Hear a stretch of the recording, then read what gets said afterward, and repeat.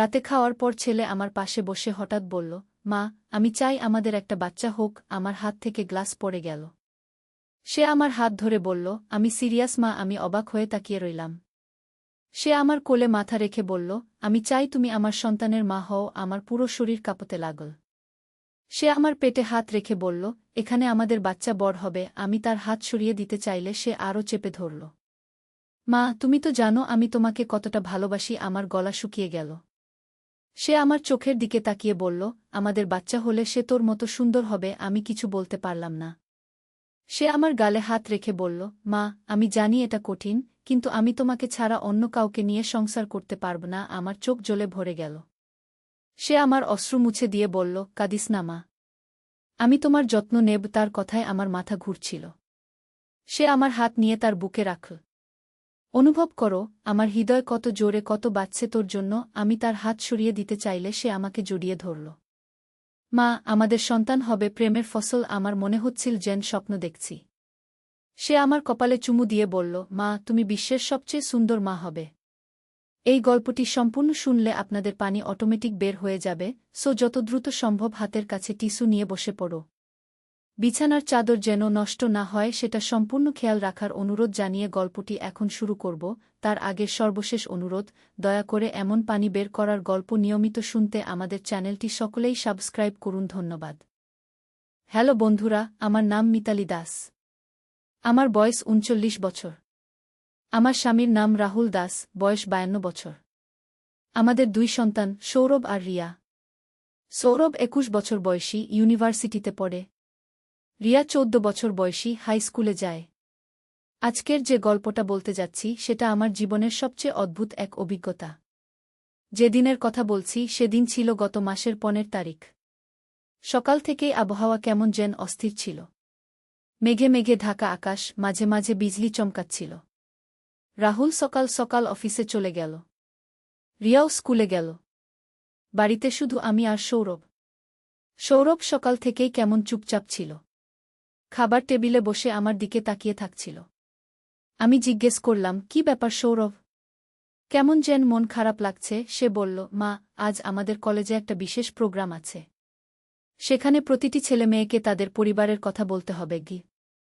আমি হাসি দিয়ে বললাম, তাতে সমস্যা কি? তুমি তো আমাদের নিয়ে গর্ব করো। সে আমার দিকে গভীরভাবে তাকিয়ে বলল, মা, আমি চাই আমাদের পরিবারটা আরও বড় হোক।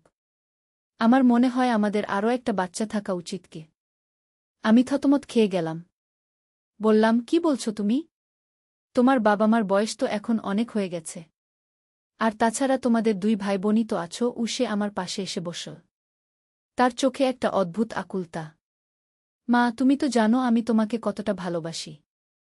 আমার মনে হয় আমাদের পরিবারে আরও একটা সদস্য এলে খুব ভালো হবে। তুমি বলো না, একটা ছোট্ট বাচ্চা হলে কতটা আনন্দ হবে। তার কথা শুনে আমার বুকটা ধড়াস করে উঠল। আমি তার কাঁধে হাত রেখে বললাম, সৌরভ, বাচ্চা মানুষ হওয়া কিন্তু খেলা নয়। একটা শিশুর জন্ম হওয়া মানে অনেক দায়িত্ব। আর তোমার বাবা মার বয়সের কথা তো ভাবো।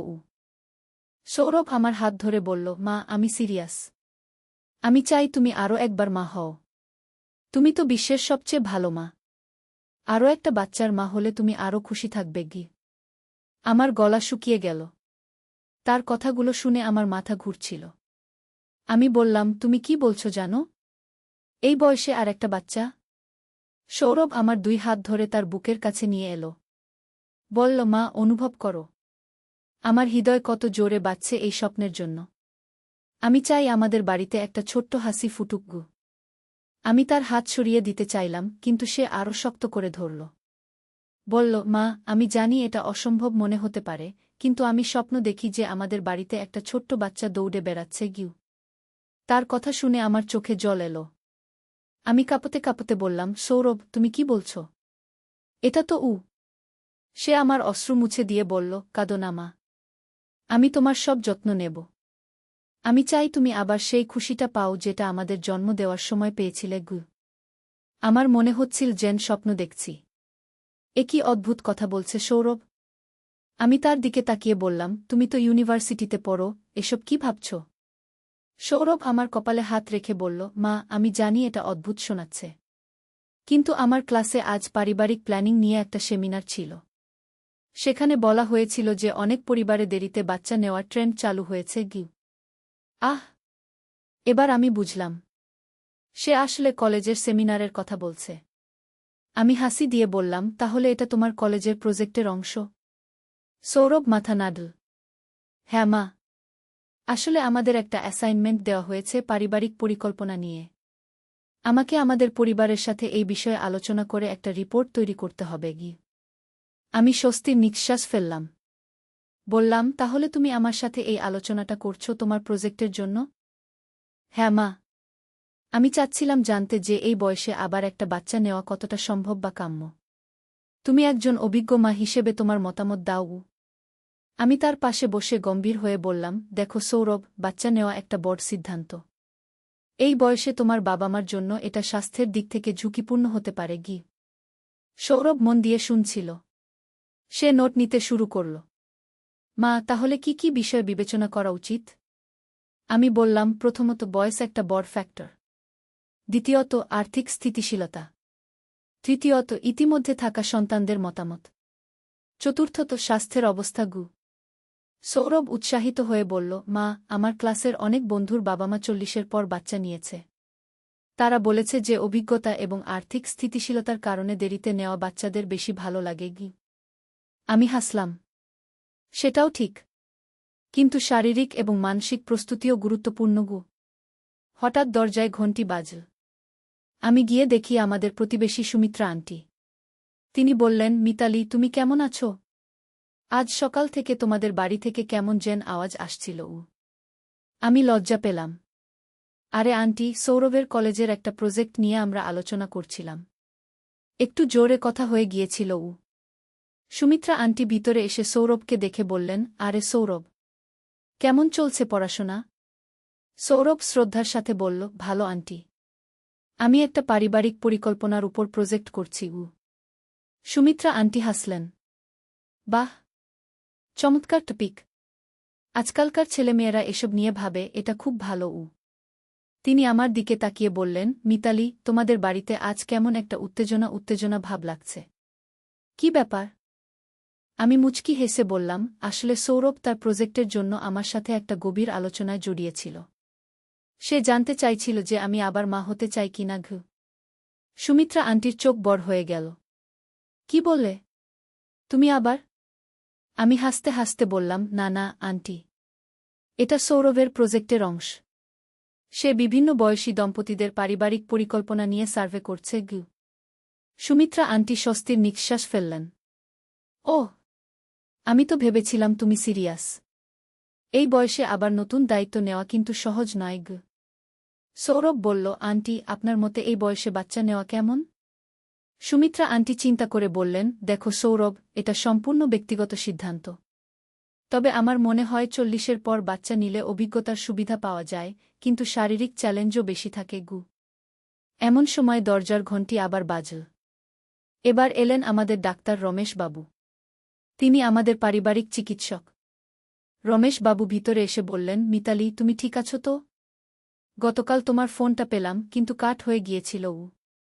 আমি মনে করতে চেষ্টা করলাম। হ্যাঁ, গতকাল আমি ডাক্তার বাবুকে ফোন করেছিলাম সৌরভের কলেজের প্রজেক্ট নিয়ে কিছু তথ্য জানতে। আমি বললাম, হ্যাঁ ডাক্তার বাবু, আসলে সৌরভের একটা প্রজেক্টের জন্য আমার কিছু স্বাস্থ্য সংক্রান্ত তথ্য দরকার ছিল। রমেশ বাবু সৌরভের দিকে তাকালেন। কি ধরনের প্রজেক্ট? সৌরভ উঠে দাঁড়িয়ে শ্রদ্ধার সাথে বলল, স্যার, আমি পারিবারিক পরিকল্পনা নিয়ে একটা রিসার্চ করছি, বিশেষ করে বিলম্বিত মাতৃত্ব নিয়ে। রমেশ বাবু আগ্রহী হলেন। আহ, খুব গুরুত্বপূর্ণ বিষয়। তুমি কি জানতে চাও? সৌরভ তার নোটবুক খুলে বলল, স্যার, 40 বছরের পর মা হওয়ার স্বাস্থ্য ঝুঁকি কি কি? রমেশ বাবু বসে গেলেন। বললেন, এটা একটা জটিল বিষয়। 40-এর পর গর্ভধারণে কিছু ঝুঁকি বাড়ে, যেমন gestational diabetes, high blood pressure, chromosomal অস্বাভাবিকতার সম্ভাবনা। আমি আগ্রহ নিয়ে শুনছিলাম। সুমিত্রা আন্টিও মনোযোগ দিয়ে শুনছেন। রমেশ বাবু বললেন, তবে আধুনিক চিকিৎসা ব্যবস্থার কারণে এই ঝুঁকিগুলো অনেক কমে গেছে। নিয়মিত চেকআপ এবং সঠিক যত্নে সুস্থ বাচ্চা হওয়া সম্ভব। সৌরভ নোট নিতে নিতে বলল, স্যার, মানসিক প্রস্তুতির বিষয়টা কেমন? খুব গুরুত্বপূর্ণ প্রশ্ন। এই বয়সে মা হলে অভিজ্ঞতার সুবিধা থাকে, কিন্তু শারীরিক স্ট্যামিনার চ্যালেঞ্জও আছে। তবে মূল কথা হল পরিবারের সবার সাপোর্ট। এমন সময় রিয়া স্কুল থেকে ফিরে এলো। সে ঘরে ঢুকেই অবাক হয়ে বলল, কি ব্যাপার? এত মানুষ কেন? আমি রিয়াকে কাছে ডেকে বললাম, তোমার ভাই একটা প্রজেক্ট করছে। আমরা সেই নিয়ে আলোচনা করছি গিয়ে। রিয়া সৌরভের দিকে তাকিয়ে বলল, কি প্রজেক্ট? সৌরভ রিয়ার কাঁধে হাত রেখে বলল, রিয়া, আমি পারিবারিক পরিকল্পনা নিয়ে একটা স্টাডি করছি। তোর মতামত জানতে চাই। কি ধরনের মতামত? মানে, যদি আমাদের পরিবারে আরও একটা সদস্য আসে, তুই কেমন ফিল করবি? রিয়ার চোখ ছকছক করে উঠল। তুই বলছিস আরও একটা ভাই বা বোন? সুমিত্রা আন্টি হাসলেন। দেখো, রিয়ার তো খুশি লাগছে গু। রিয়া আমার কাছে এসে বলল, মা, সত্যি? আমরা কি আরও একটা বাচ্চা পাব? আমি রিয়ার চুলে হাত বুলিয়ে বললাম, না রে, এটা শুধু তোর ভাইজের কলেজের প্রজেক্ট। রিয়া একটু হতাশ হল। ওহ, আমি তো ভেবেছিলাম সত্যি গু। রমেশ বাবু রিয়ার দিকে তাকিয়ে বললেন, তুমি কি চাও তোমার আরও একটা ভাই বা বোন হোক? রিয়া উৎসাহিত হয়ে বলল, হ্যাঁ। আমার ক্লাসের অনেক বন্ধুর ছোট ভাই বোন আছে। তারা কত মজা করে। সৌরভ নোট নিল। খুব ইন্টারেস্টিং রেসপন্স গু। হঠাৎ বৃষ্টি শুরু হল। বজ্রধ্বনির আওয়াজ শোনা গেল। সুমিত্রা আন্টি জানালার দিকে তাকিয়ে বললেন, বেশ ঝড় উঠছে। আমার বাড়ি যাওয়া উচিত কি? রমেশ বাবুও উঠে দাঁড়ালেন। আমারও যেতে হবে। সৌরভ, তোমার প্রজেক্ট খুব ভালো। আরও কিছু জানতে চাইলে আমার চেম্বারে এসো গু। সবাই চলে যাওয়ার পর আমি, সৌরভ আর রিয়া একসাথে বসলাম। বৃষ্টির আওয়াজের মধ্যে আমরা তিনজন চুপচাপ বসে থাকলাম। রিয়া হঠাৎ বলল, মা, তুমি সত্যি কি আরও একটা বাচ্চা চাও? আমি রিয়ার দিকে তাকালাম। তারপর সৌরভের দিকে। দুজনেই আগ্রহ নিয়ে আমার জবাবের অপেক্ষায়। আমি গভীরভাবে চিন্তা করলাম। তারপর বললাম, দেখো, একটা সময় ছিল যখন আমি তোমাদের দুজনকে নিয়েই খুশি ছিলাম। কিন্তু এখন যখন তোমরা দুজনে বড় হয়ে যাচ্ছ, মাঝে মাঝে মনে হয় ঘরটা কেমন ফাঁকা ফাঁকা লাগে। সৌরভ আমার হাত ধরে বলল, মা, তাহলে তুমি কি সত্যি চিন্তা করেছ এই ব্যাপারে? আমি একটু হাসলাম। হ্যাঁ, মাঝে মাঝে ভাবি। কিন্তু এটা শুধু আমার একার সিদ্ধান্ত নয়। তোমার বাবার মতামত জরুরি কি? রিয়া উত্তেজিত হয়ে বলল, বাবা ফিরে এলে তার সাথে কথা বলো না। ঠিক সেই মুহূর্তে বাইরে থেকে গাড়ির আওয়াজ এলো। রাহুল বাড়ি ফিরেছে। ভেজা কাপড়ে সে ঘরে ঢুকল। এই বৃষ্টিতে অফিস থেকে বের হতে পারছিলাম না। তোমরা সবাই ঠিক আছো তো? রাহুল তোয়ালে দিয়ে চুল মুছতে মুছতে বলল। রিয়া লাফিয়ে বাবার কাছে গেল। বাবা, বাবা, একটা দারুণ খবর আছে। রাহুল অবাক হয়ে জিজ্ঞেস করল, কি খবর? সৌরভ এগিয়ে এসে বলল, বাবা, আমার কলেজের প্রজেক্টের জন্য আমি পারিবারিক পরিকল্পনা নিয়ে একটা সার্ভে করছি। মা বলছেন তিনি আরও একটা বাচ্চার কথা চিন্তা করেছেন গু। রাহুলের হাত থেকে তোয়ালে পড়ে গেল। সে আমার দিকে তাকিয়ে বলল, সত্যি? তুমি এই বিষয়ে চিন্তা করেছ? আমি লজ্জা পেলাম। আসলে সৌরভের প্রশ্নের জবাবে বলেছিলাম যে মাঝে মাঝে মনে হয় ঘরটা ফাঁকা লাগে গু। রাহুল আমার কাছে এসে হাত ধরে বলল, মিতালি, তুমি যদি সত্যি চাও, আমার কোনো আপত্তি নেই। তবে স্বাস্থ্যের বিষয়টা ভাবতে হবে। সৌরভ খুশি হয়ে বলল, বাবা, আজ ডাক্তার রমেশ বাবু বলছিলেন যে আধুনিক চিকিৎসায় এটা সম্ভব। রিয়া হাততালি দিয়ে বলল, তাহলে আমরা সত্যি আরও একজন পাব? রাহুল চিন্তিতভাবে বলল, এটা একটা বড় সিদ্ধান্ত। আমাদের আরও ভেবেচিন্তে দেখতে হবে গি। হঠাৎ বিজলির চমকে ঘরের লাইট নিভে গেল। জেনারেটর চালু না হওয়া পর্যন্ত আমরা মোমবাতি জ্বালালাম। মোমের আলো বসে থাকতে থাকতে আমাদের কথোপকথন আরও গভীর হল। রাহুল বলল, তোমরা জানো, আমি যখন তোমাদের মায়ের সাথে বিয়ে করি, আমরা স্বপ্ন দেখতাম 3টি বাচ্চার। সৌরভ অবাক হয়ে বলল, সত্যি? তাহলে আমাদের আরও একটা ভাই বা বোন হওয়ার কথা ছিল? রাহুল হাসল।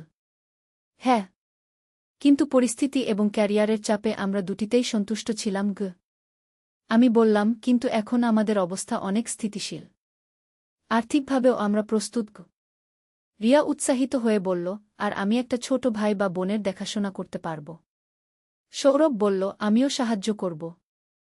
বড় ভাই হিসেবে আমার দায়িত্ব আছে গি। রাহুল আমার দিকে তাকিয়ে বলল, মিতালি, তুমি যদি সত্যি প্রস্তুত থাকো, আমরা এই সিদ্ধান্ত নিতে পারি গু। আমার চোখে জল এলো। এত বছর পর আবার মা হওয়ার স্বপ্ন? এটা সত্যি সম্ভব? হঠাৎ বাইরে থেকে একটা অদ্ভুত আওয়াজ এলো, যেন কেউ জানালায় পাথর ছুটছে। আমরা সবাই চুপ হয়ে গেলাম। রাহুল উঠে জানালার কাছে গেল। কে এত রাতে? সৌরভও উঠে দাঁড়াল। বাবা, আমিও দেখি গু। জানালা খুলে তাকিয়ে দেখি আমাদের প্রতিবেশী অমিতদা দাঁড়িয়ে আছেন। তার হাতে একটা ছোট্ট কিছু। অমিতদা জোরে চিৎকার করে বললেন, রাহুল, মিতালি, একটা জরুরি খবর আছে। রাহুল দরজা খুলে দিল। অমিতদা ভিজে কাপড়ে ঘরে ঢুকলেন। তার হাতে একটা ছোট্ট পুটলি। কি ব্যাপার অমিতদা? এত রাতে? আমি জিজ্ঞেস করলাম। অমিতদা হাঁপাতে হাঁপাতে বললেন, তোমাদের বাড়ির পাশের গাছের তলায় এই পুটলিটা পেয়েছি। ভিতরে একটা গু। তিনি পুটলি খুলে দেখালেন। আমরা সবাই অবাক হয়ে দেখলাম, একটা নবজাতক শিশু। ছোট্ট, নিঃশব্দে ঘুমিয়ে আছে। রিয়া চিৎকার করে উঠল, ও মা! একটা সত্যিকারের বাচ্চা! আমার হাত কাঁপছিল। অমিতদা, এটা কোথায় পেলেন? তোমাদের বাড়ির পাশের বকুল গাছের তলায়। বৃষ্টি থেকে বাঁচানোর জন্য প্লাস্টিকে মোড়ানো ছিল ও।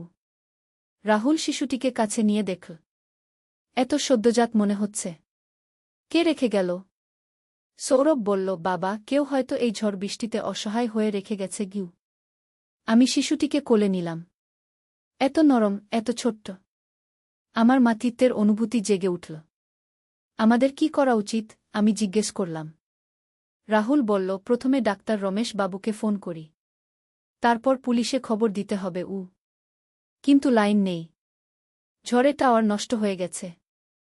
রিয়া বলল, তাহলে আজ রাতে আমরাই দেখাশোনা করি? আমি শিশুটিকে বুকে নিয়ে বললাম, হ্যাঁ, আপাতত আমাদেরই দেখতে হবে গু। সৌরভ বলল, মা, এটা কি কোনো ইশারা? আমরা যখন নতুন বাচ্চার কথা ভাবছিলাম, তখনই একটা বাচ্চা আমাদের কাছে এসে পড়ল। রাহুল চিন্তিতভাবে বলল, কে জানে। তবে এখন আমাদের দায়িত্ব হল এই শিশুটির যত্ন নেওয়া গু। আমি দেখলাম শিশুটি জেগে উঠেছে। ছোট্ট চোখ দুটি খুলে আমার দিকে তাকিয়ে আছে। একটা মৃদু হাসি দিল। দেখো, আমি সবাইকে ডাকলাম। সে হাসছে। রিয়া খুশিতে লাফিয়ে উঠল। আমাকে একবার কোলে নিতে দাও। আমি সাবধানে রিয়ার কোলে শিশুটিকে দিলাম। রিয়া খুব মমতার সাথে ধরল। সৌরভ বলল, আজব ব্যাপার। আমরা যখন পরিবারে নতুন সদস্যের কথা ভাবছিলাম, তখনই এই শিশুটি এসে পড়ল। অমিতদা বললেন, তোমরা এর নাম কি দেবে? আমরা সবাই একে অপরের দিকে তাকালাম। রাহুল বলল, এটা তো আমাদের সন্তান নয়, কিন্তু আপাতত একটা নাম দিতে পারি। রিয়া বলল, এই ঝড়ের রাতে এসেছে। তাহলে নাম হোক তুফান। সৌরভ হাসল। না রে, ভালো একটা নাম দেওয়া যাক। আমি বললাম, আজ যে আমাদের জীবনে এত বড় একটা পরিবর্তন এলো। নাম দিই অভাব গু। রাহুল মাথা নাড়ল। অভাব মানে আকাঙ্ক্ষা, ইচ্ছা। ভালো নাম গে। হঠাৎ শিশুটি কান্না শুরু করল। আমি দৌড়ে রান্নাঘরে গেলাম। দুধ গরম করে বোতলে নিলাম। শিশুটি দুধ খেয়ে শান্ত হল। আমার কোলে নিয়ে আস্তে আস্তে দোল খাওয়াতে লাগলাম। মিতালি, রাহুল বলল, তোমাকে দেখে মনে হচ্ছে তুমি আবার মা হয়ে গেছ গু। আমি মুচকি হেসে বললাম, হয়তো এটাই নিয়তি। আমরা যখন নতুন বাচ্চার কথা ভাবছিলাম, তখনই ভগবান আমাদের পরীক্ষা করতে একটা বাচ্চা পাঠিয়ে দিলেন গু। সৌরভ বলল, মা, তোমার কোলে শিশুটি কত শান্ত লাগছে। যেন তোমার নিজের সন্তান উ। রিয়া বলল, আমার খুব ইচ্ছা করছে এই বাচ্চাটিকে আমাদের পরিবারেই রাখতে গু। রাহুল গম্ভীর হয়ে বলল, সেটা আইন সম্ভব নয়। আমাদের প্রথমে খোঁজ নিতে হবে এর বাবা মাকে। অমিতদা বললেন, কাল সকালে পুলিশ স্টেশনে যাব। তারা খোঁজখবর নেবে গু। সেই রাতে আমরা পালাক্রমে শিশুটির দেখাশোনা করলাম। আমি বেশিরভাগ সময় জেগে থাকলাম। ভোরবেলা যখন শিশুটি আমার কোলে ঘুমিয়ে আছে, আমার মনে হলো এটা আমার নিজের সন্তান। সকালে রমেশ বাবু এলেন। শিশুটি দেখে বললেন, সম্পূর্ণ সুস্থ। খুব সুন্দর বাচ্চা। কে রেখে গেছে? আমরা সব ঘটনা বললাম। রমেশ বাবু বললেন, এই ধরনের ঘটনা আজকাল অনেক হয়। অনেক মা অসহায় হয়ে এভাবে বাচ্চা রেখে যায় উ। পুলিশ এসে রিপোর্ট নিয়ে গেল। তারা বলল 3 দিন অপেক্ষা করতে। কেউ দাবি না করলে এডপশনের ব্যবস্থা করবে। রিয়া উত্তেজিত হয়ে বলল, তাহলে আমরা এডপট করতে পারি? রাহুল আমার দিকে তাকিয়ে বলল, মিতালি, তুমি কি বলো? আমি শিশুটির দিকে তাকালাম। তার নিষ্পাপ মুখ দেখে আমার মনে হলো এটা আমার নিজের সন্তান। আমি প্রস্তুত, আমি বললাম। এটা হয়তো ভগবানের ইচ্ছা। সৌরভ খুশি হয়ে বলল, তাহলে আমার সত্যি একটা ছোট ভাই হল। রিয়াও হাততালি দিয়ে বলল, আমার ছোট ভাই। 3 দিন পর কেউ এলো না। আমরা আইনি প্রক্রিয়া শুরু করলাম। 1 মাস পরে সব কাগজপত্র সম্পন্ন হল। শিশুটি আইনত আমাদের হয়ে গেল। আমরা তার নাম রাখলাম অভিক, যার মানে নির্ভীক। আজ 6 মাস হয়ে গেল। অভিক আমাদের পরিবারের অবিচ্ছেদ্য অংশ হয়ে গেছে। সে এখন হাসে, কথা বলার চেষ্টা করে। সৌরভের কলেজের প্রজেক্টও শেষ হল। সে পেয়েছে। তার রিপোর্টে লিখেছে যে কিভাবে একটি পরিবারে অপ্রত্যাশিতভাবে নতুন সদস্য আসতে পারে। রিয়া এখন বড় দিদি হয়ে গেছে। সে অভিকের যত্ন নেয় যেন তার নিজের ছোট ভাই। রাহুল বলে যে এই ঘটনা আমাদের পরিবারকে আরও শক্তিশালী করেছে। আর আমি আবার মা হয়েছি। এই বয়সে, এইভাবে। কিন্তু এত খুশি যে বোঝানো যায় না। কখনো কখনো মনে হয় সেই ঝড়ের রাতে যখন আমরা নতুন বাচ্চার কথা ভাবছিলাম, ভগবান আমাদের ডাক শুনেছিলেন। তিনি অভিককে আমাদের কাছে পাঠিয়েছেন। আজ যখন অভিক আমাকে খিমা-ই বলে ডাকে, আমার চোখে জল এসে যায়। এ কত বড় আশীর্বাদ! সৌরভের সেই প্রশ্ন থেকে শুরু হয়ে আজ আমরা একটি সম্পূর্ণ পরিবার। গত সপ্তাহে একদিন সন্ধ্যায় আমরা সবাই একসাথে বসে আছি। অভিক আমার কোলে খেলছে। হঠাৎ সৌরভ বলল, মা, তুমি জানো, আমার ওই প্রজেক্টের জন্য অধ্যাপক বলেছেন যে এটি সবচেয়ে অনন্য কেস স্টাডি। আমি হাসলাম। সত্যি? কেন? কারণ আমাদের পরিবারের গল্পটা এতটাই অভূতপূর্ব যে কেউ বিশ্বাস করতে পারে না। একটা পারিবারিক আলোচনা থেকে শুরু হয়ে কিভাবে সত্যিকারের একটি নতুন সদস্য যোগ হল। রিয়া অভিকের সাথে খেলতে খেলতে বলল, আর আমি এখন সবচেয়ে খুশি বড় বোন। রাহুল আমার হাত ধরে বলল, মিতালি, তুমি জানো, আমার মনে হয় আমাদের এই অভিজ্ঞতা অনেক মানুষকে অনুপ্রাণিত করবে। কিভাবে? আমি জিজ্ঞেস করলাম। দেখো, অনেক দম্পতি এই বয়সে নতুন বাচ্চা নিতে ভয় পায়। আর অনেকে এডপশন নিয়ে দ্বিধা করে। আমাদের গল্প তাদের সাহস দিতে পারে। সৌরভ বলল, বাবা, ঠিক বলেছ। আমার ক্লাসের অনেক বন্ধু এই গল্প শুনে বলেছে যে তাদের বাবা মাও এই ধরনের চিন্তা করছেন। অভিক হঠাৎ হাততালি দিয়ে হাসল। যেন সেও আমাদের কথোপকথন বুঝতে পারছে। আমি অভিককে কোলে নিয়ে বললাম, তুমিই আমাদের সবচেয়ে বড় আশীর্বাদ, অভিক। সেই মুহূর্তে বাইরে হালকা বৃষ্টি শুরু হল। কিন্তু এবার ভয়ের কিছু নেই। এবার বৃষ্টি এনেছে শুধু আনন্দ আর শান্তি। আমরা 5 জন একসাথে জানালার পাশে দাঁড়িয়ে বৃষ্টি দেখতে লাগলাম। অভিক আমার কোলে, রিয়া আমার পাশে, সৌরভ রাহুলের পাশে।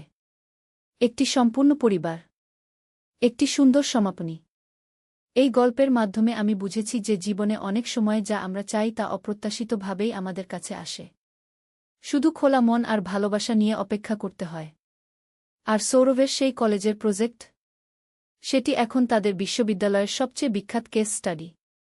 কারণ এমন পারিবারিক গল্প আর কোথাও নেই। আজ ছেলে নতুন ফ্ল্যাটের চাবি দিয়ে বলল, মা, এই বাড়িতে আমরা স্বামী-স্ত্রী হয়ে থাকব। আমি চমকে উঠে বললাম, কি বলছিস? সে চাবিটা আমার হাতে রেখে বলল, আমি এই ফ্ল্যাট কিনেছি আমাদের জন্য। আমার আর তোমার জন্য। আমি অবাক হয়ে জিজ্ঞেস করলাম, কেন? সে আমার 2 হাত ধরে বলল, কারণ আমি তোমাকে ভালোবাসি, মা। আমি তোমাকে আমার স্ত্রী হিসেবে চাই। নতুন ফ্ল্যাটের চাবির ঠান্ডা স্পর্শ আমার হাতের তালুতে অনুভব করলাম। সে বলল, এই বাড়িতে আমরা নতুন জীবন শুরু করব। কেউ আমাদের চিনবে না। আমি বললাম, তুই কি করেছিস? সে আমার কপালে হাত রেখে বলল, আমি তোমার জন্য একটা সুন্দর ভবিষ্যৎ তৈরি করেছি। ফ্ল্যাটের ছবি দেখিয়ে সে বলল, দেখো কত সুন্দর। বেডরুমটা তোমার পছন্দের রঙে করিয়েছি। আমার গলা শুকিয়ে গেল। সে আমার কানের কাছে এসে বলল, মা, আমি তোমাকে এই বাড়িতে নিয়ে গিয়ে বিয়ে করব। আমি কাঁপতে কাঁপতে বললাম, এটা ঠিক হবে না। কিন্তু সে আমার ঠোঁটে আঙুল রেখে বলল, সব ঠিক হবে, মা। আমি তোমাকে খুশি রাখব। চাবির রিং আমার হাতে ঝনঝন শব্দ করল। এই গল্পটি সম্পূর্ণ শুনলে আপনাদের পানি অটোমেটিক বের হয়ে যাবে, সো যত দ্রুত সম্ভব হাতের কাছে টিস্যু নিয়ে বসে পড়ুন। বিছানার চাদর যেন নষ্ট না হয় সেটা সম্পূর্ণ খেয়াল রাখার অনুরোধ জানিয়ে গল্পটি এখন শুরু করব। তার আগে সর্বশেষ অনুরোধ, দয়া করে এমন পানি বের করার গল্প নিয়মিত শুনতে আমাদের চ্যানেলটি সকলেই সাবস্ক্রাইব করুন। ধন্যবাদ। হ্যালো বন্ধুরা, আমার নাম প্রিয়াঙ্কা শর্মা। আমার বয়স 40 বছর। আমার স্বামীর নাম রাজীব শর্মা, বয়স 43 বছর। আমাদের 2 সন্তান, অভিষেক আর রিয়া। অভিষেক 20 বছর বয়সী, বিশ্ববিদ্যালয়ে পড়ে। রিয়া 13 বছর বয়সী, স্কুলে যায়। আজকে যে ঘটনার কথা বলবো সেটা আমাদের পরিবারের একটা অদ্ভুত রহস্যময় অভিজ্ঞতা। শুরুতে যা মনে হয়েছিল আসলে ব্যাপারটা সম্পূর্ণ আলাদা ছিল। কিন্তু এই গল্পের মধ্যে এমন সব রহস্য আছে যা আপনাদের চমকে দেবে। সেদিন সকালে অভিষেক যখন নতুন ফ্ল্যাটের কথা বলল, আমি প্রথমে তার কথাগুলো ভুল বুঝেছিলাম। আসলে সে যা বোঝাতে চেয়েছিল সেটা ছিল অন্য কিছু। কিন্তু তার কথা বলার ধরনটা এমন ছিল যে আমার মনে ভয় ধরে গিয়েছিল। 3 সপ্তাহ আগের কথা। অভিষেক তখন চাকরির জন্য ইন্টারভিউ দিতে গিয়েছিল একটা বিশেষ কোম্পানিতে, যাদের অফিস শহরের একেবারে কেন্দ্রে। সে ফিরে এসে বলল যে ইন্টারভিউ খুবই ভালো হয়েছে। কিন্তু যেদিন রেজাল্ট এল সেদিন অভিষেকের চেহারায় একটা অদ্ভুত অভিব্যক্তি দেখলাম। সে খুশি, কিন্তু সাথে একটা চিন্তার ছাপও আছে। আমি জিজ্ঞেস করলাম, কি হয়েছে বাবা? অভিষেক বলল, মা, চাকরিটা পেয়েছি। কিন্তু একটা শর্ত আছে গু। আমি বললাম, কি শর্ত? সে বলল, আমাকে কোম্পানির একটা বিশেষ প্রজেক্টে কাজ করতে হবে। এটা একটা গোপনীয় প্রজেক্ট। আর এর জন্য আমাকে একটা বিশেষ জায়গায় থাকতে হবে গি। আমি ভাবলাম এটা হয়তো কোনো আবাসিক প্রজেক্ট। অনেক কোম্পানি তাদের কর্মীদের জন্য আবাসনের ব্যবস্থা করে। কিন্তু অভিষেক যখন বিস্তারিত বলল তখন আমার মনে সন্দেহ জাগল। সে বলল, মা, প্রজেক্টটা এমন যে আমি একা থাকতে পারব না। আমার সাথে পরিবারের কেউ থাকতে হবে গু। আমি জিজ্ঞেস করলাম, কেন? অভিষেক বলল, এটা একটা সামাজিক গবেষণা প্রজেক্ট। তারা দেখতে চায় কিভাবে বিভিন্ন পরিবার বিভিন্ন পরিস্থিতিতে মানিয়ে নেয়া গু। এরপর যা ঘটল সেটাই আমাদের পরিবারের জীবনে একটা বড় অ্যাডভেঞ্চার নিয়ে এল। অভিষেকের কোম্পানির পক্ষ থেকে একজন লোক এসেছিল আমাদের বাড়িতে। তার নাম ছিল জনাব মিত্র। খুবই ভদ্র মানুষ, কিন্তু তার চোখের মধ্যে একটা গভীরতা ছিল যেটা আমার একটু অস্বস্তি লাগছিল। জনাব মিত্র আমাদের বিস্তারিত বুঝিয়ে বললেন যে এই প্রজেক্টটা কি। তিনি বললেন, আমরা একটা বিশেষ গবেষণা করছি। আমাদের দেখতে হবে যে আধুনিক পরিবারগুলো কিভাবে নতুন পরিবেশে মানিয়ে নেয়া। অভিষেক আমাদের এই প্রজেক্টের জন্য নিখুঁত ক্যান্ডিডেটকে। রাজীব জিজ্ঞেস করল, এই প্রজেক্টে আমাদের কি করতে হবে? জনাব মিত্র বললেন, আপনাদের শুধু একটা নতুন পরিবেশে থাকতে হবে। আপনাদের স্বাভাবিক জীবনযাত্রা চালিয়ে যেতে হবে। আমরা পর্যবেক্ষণ করব কিভাবে আপনারা নতুন পরিবেশে মানিয়ে নিচ্ছেন গু। কথা শুনতে সহজ লাগছিল, কিন্তু আমার মনের মধ্যে একটা অস্বস্তি ছিল। রিয়া জিজ্ঞেস করল, আমার স্কুল কি হবে? জনাব মিত্র বললেন, চিন্তার কোনো কারণ নেই। নতুন জায়গায় আপনার জন্য একটা ভালো স্কুলের ব্যবস্থা আছে কি। সেই রাতে আমরা পরিবারের সবাই মিলে আলোচনা করলাম। রাজীব বলল, অভিষেকের ভবিষ্যতের জন্য এটা ভালো সুযোগ হতে পারে। আমিও একমত হলাম। কিন্তু একটা কথা বলি, মনের মধ্যে একটা অদ্ভুত অনুভূতি ছিল। পরের দিন জনাব মিত্র আবার এলেন। এবার তিনি একটা গাড়ি নিয়ে এসেছিলেন। তিনি বললেন, আজকে আপনাদের নতুন বাড়ি দেখাতে নিয়ে যাব। আমরা সবাই গাড়িতে উঠলাম। শহর থেকে প্রায় 1 ঘন্টা দূরে একটা এলাকায় আমাদের নিয়ে গেলেন। জায়গাটা খুবই সুন্দর। চারপাশে সবুজ গাছপালা, পরিষ্কার রাস্তা, সব কিছুই ঝকঝকে। কিন্তু একটা বিষয় লক্ষ্য করলাম, এই এলাকায় বাড়িগুলো একটু দূরত্বে। মানে প্রতিবেশীদের সাথে তেমন যোগাযোগের সুযোগ নেই। নতুন বাড়িটা দেখে আমার মুখ হা হয়ে গেল। এত সুন্দর! পুরো বাড়িটা আধুনিক স্থাপত্যে তৈরি। 3টা বেডরুম, 2টা বাথরুম, একটা বড় বসার ঘর, আধুনিক রান্নাঘর আর একটা ছোট্ট বাগান। সব কিছুই পরিপাটি। জনাব মিত্র বললেন, এই বাড়িতে আপনাদের সব ধরনের সুবিধা আছে। ইন্টারনেট, কেবল টিভি, সব আধুনিক যন্ত্রপাতি। খুঁড়িয়া উৎসাহিত হয়ে বলল, ওয়াও! আমার রুমটা কোনটা? জনাব মিত্র তাকে একটা সুন্দর রুম দেখালেন যেটায় পড়ার টেবিল, আলমারি, সব কিছুই আছে। সেদিনই আমরা এই নতুন বাড়িতে উঠে এলাম। প্রথম কয়েকদিন সব কিছু স্বাভাবিক ছিল।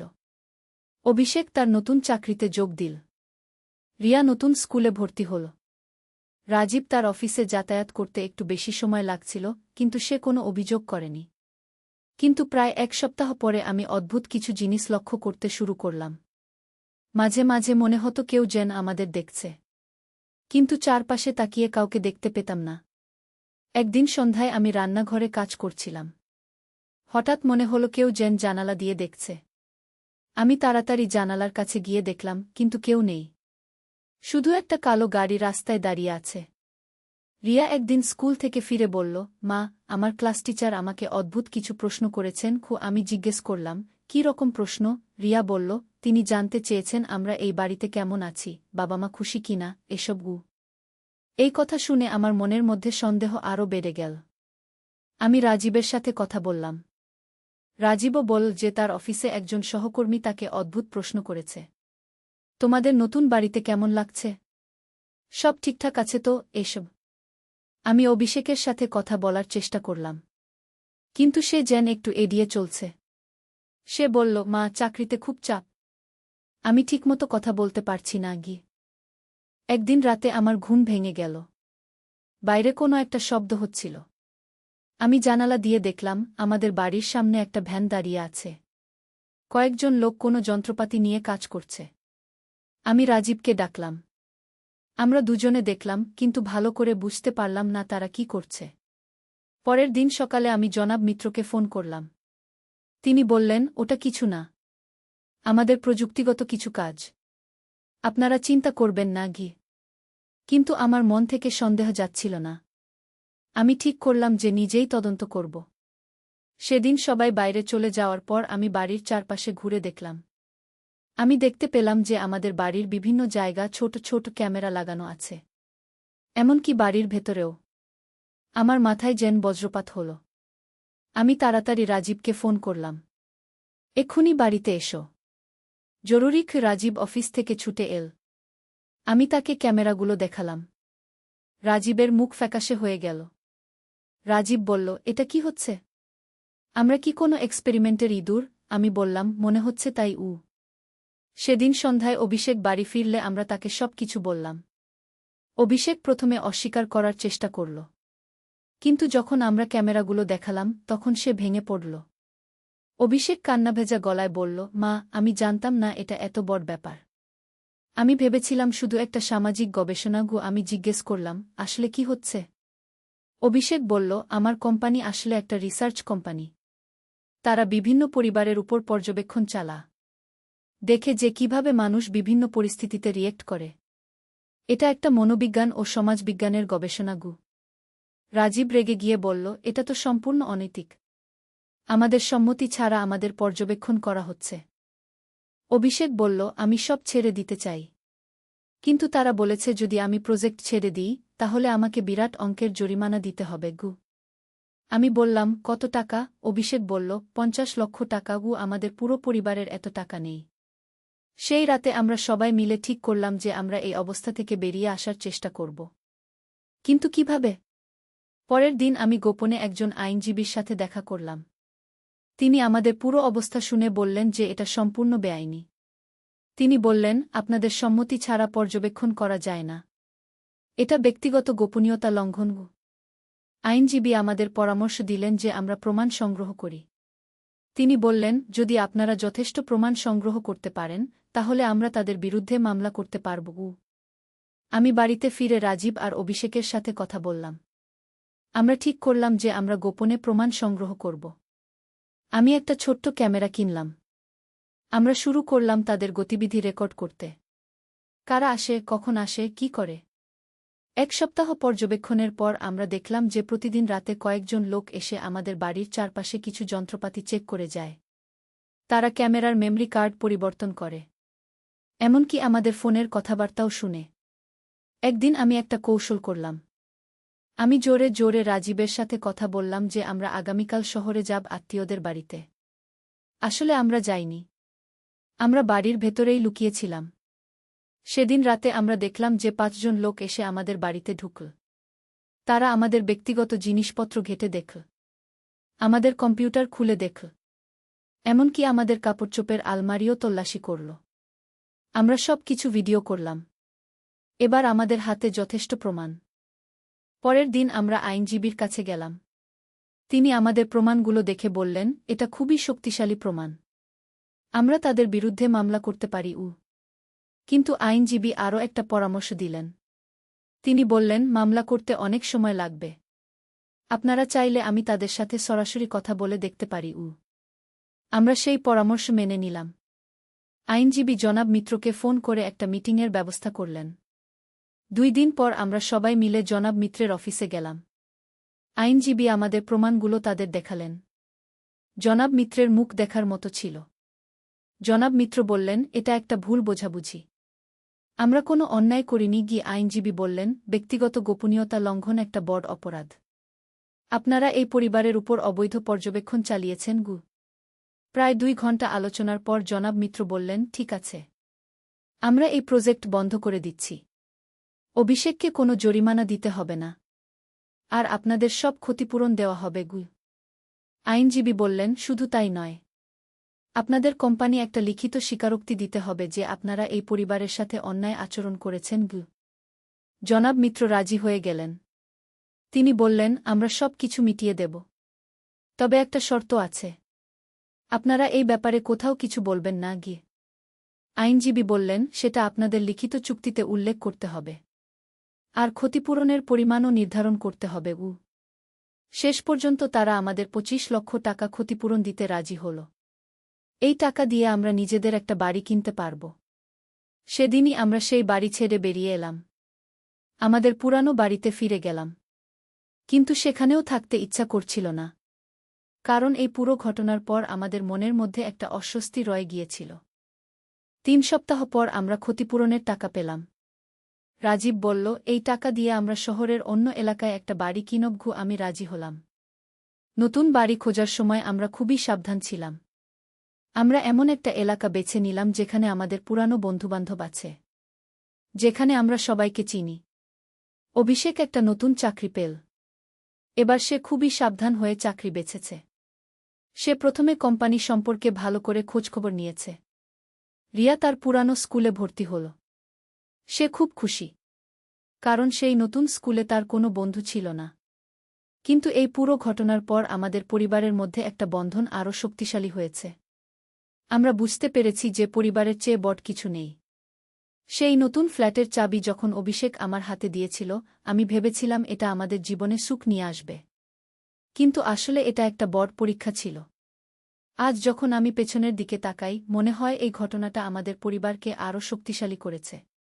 আমরা বুঝতে পেরেছি যে যে কোনো সমস্যার মুখোমুখি হলে আমরা একসাথে থেকে সেটা মোকাবেলা করতে পারি। অভিষেক এখন আর আগের মতো চুপচাপ নেই। সে আমাদের সব কিছু খুলে বলে। আমিও তাকে সব বিষয়ে পরামর্শ দিই। রাজীব বলেছে যে এই অভিজ্ঞতার পর আমাদের সবার মধ্যে একটা পরিপক্কতা এসেছে। আমরা এখন বুঝতে পারি যে সব সময় সব কিছু ভালো নাও লাগতে পারে। রিয়া একদিন আমাকে বলেছিল, মা, সেই বাড়িতে আমার কেন যেন ভয় লাগত। মনে হতো কেউ সব সময় আমাদের দেখছে। শুনে আমার গায়ে কাটা দিয়েছিল। একটা বাচ্চা মেয়েও টের পেয়েছিল যে কিছু একটা ঠিক নেই। এখন আমরা আমাদের নতুন বাড়িতে খুব সুখে আছি। এটা আমাদের নিজেদের বাড়ি। এখানে কেউ আমাদের পর্যবেক্ষণ করে না। আমরা স্বাধীনভাবে আমাদের জীবন কাটাতে পারি। কিছুদিন আগে অভিষেকের অফিসের একজন সহকর্মী আমাদের বাড়িতে এসেছিল। তার নাম প্রিয়াঙ্কা। খুব ভালো মেয়ে।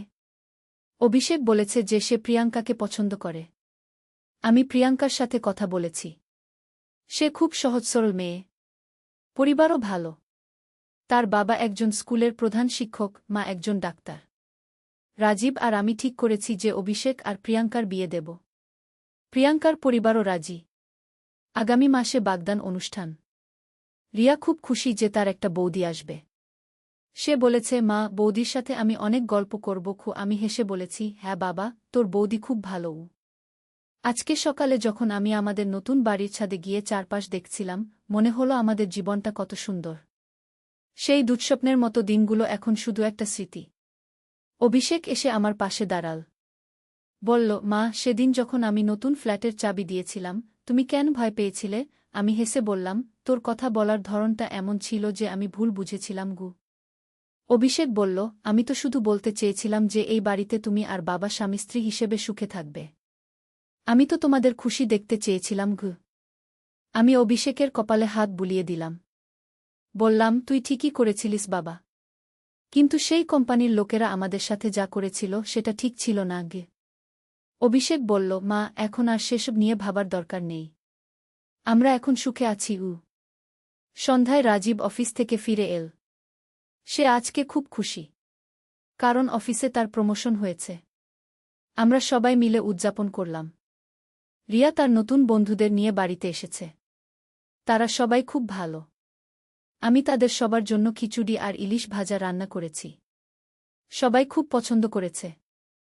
রাতে যখন আমরা সবাই মিলে টিভি দেখছিলাম, রাজীব বলল, জানো, সেই কোম্পানির ঘটনার পর আমাদের পারিবারিক বন্ধন আরও শক্তিশালী হয়েছে। আমি বললাম, হ্যাঁ, আমরা এখন একে অপরকে আরও ভালো করে চিনি গিয়ে। অভিষেক বলল, আর আমি এখন যে কোনো সিদ্ধান্ত নেওয়ার আগে তোমাদের সাথে পরামর্শ করি। রিয়া বলল, আমিও এখন যে কোনো সমস্যা হলে সবার সাথে শেয়ার করি। আমি মনে মনে ভাবলাম, জীবনে যা কিছু ঘটে সবই আমাদের কিছু না কিছু শিক্ষা দেয়া। সেই ভয়াবহ অভিজ্ঞতাও আমাদের পরিবারের জন্য একটা ভাল শিক্ষা ছিল। আজ রাতে ঘুমাতে যাওয়ার আগে আমি জানালা দিয়ে বাইরে তাকালাম। রাস্তায় কিছু গাড়ি যাচ্ছে, কিন্তু সেগুলো আমাদের পর্যবেক্ষণ করছে না। সেগুলো শুধু স্বাভাবিকভাবে যাতায়াত করছে। আমি রাজীবকে বললাম, আজ রাতে কেমন যেন শান্তি লাগছে। রাজীব বলল, হ্যাঁ, নিজের বাড়ির মতো অনুভূতি আর কিছুতে নেই। এই গল্প শুনে হয়তো অনেকেই ভাবতে পারেন যে এটা একটা অদ্ভুত ঘটনা। কিন্তু আসলে আজকের যুগে এই ধরনের ঘটনা অনেক ঘটে। অনেক কোম্পানি বিভিন্ন ধরনের গবেষণার নামে মানুষের ব্যক্তিগত জীবনে হস্তক্ষেপ করে। আমাদের শিক্ষা হল যে কোনো নতুন সুযোগ আসলে সেটা সম্পর্কে ভালো করে জেনে বুঝে সিদ্ধান্ত নিতে হবে। পরিবারের সবার সাথে আলোচনা করতে হবে। আর সবচেয়ে বড় কথা হল পরিবারের সাথে সৎ থাকতে হবে। কোনো কিছু লুকানো যাবে না। কারণ পরিবারই আমাদের সবচেয়ে বড় শক্তি। আজ আমি এই গল্প বলে একটা কথা বলতে চাই, যে কোনো পরিস্থিতিতেই পরিবারের সাথে একসাথে থাকুন। কারণ একসাথে থাকলে যে কোনো সমস্যার সমাধান পাওয়া যায়। আমাদের এই অভিজ্ঞতা থেকে শিক্ষা নিয়ে এখন আমরা আরও সাবধানে জীবনযাপন করি। আর আমাদের পারিবারিক বন্ধনটা আরও শক্তিশালী হয়েছে। প্রিয়াঙ্কার সাথে অভিষেকের বিয়ে হলে আমাদের পরিবারে আরও একজন যুক্ত হবে। আমি নিশ্চিত যে সেও আমাদের এই সুখের পরিবারের একজন সদস্য হয়ে উঠবে। রিয়া বড় হয়ে যাচ্ছে। সেও এখন অনেক পরিপক্ব। এই ঘটনার পর সে বুঝতে পেরেছে যে জীবনে সব সময় সব কিছু সহজ থাকে না। কখনো কখনো কঠিন পরিস্থিতির মুখোমুখি হতে হয়। আজকে এই গল্প শেষ করতে করতে আমি ভাবছি যে জীবন সত্যিই অনেক রহস্যময়। কখন কি ঘটে যাবে বলা যায় না।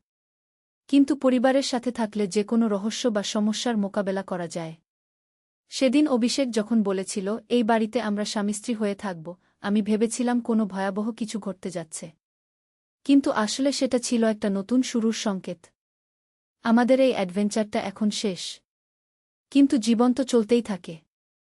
নতুন নতুন অভিজ্ঞতা, নতুন নতুন চ্যালেঞ্জ আসতে থাকবে। কিন্তু আমরা প্রস্তুত। কারণ আমরা জানি যে একসাথে থাকলে সব কিছু সম্ভব। নূরের আলো। প্রথম অধ্যায়, অন্ধকারের মাঝে।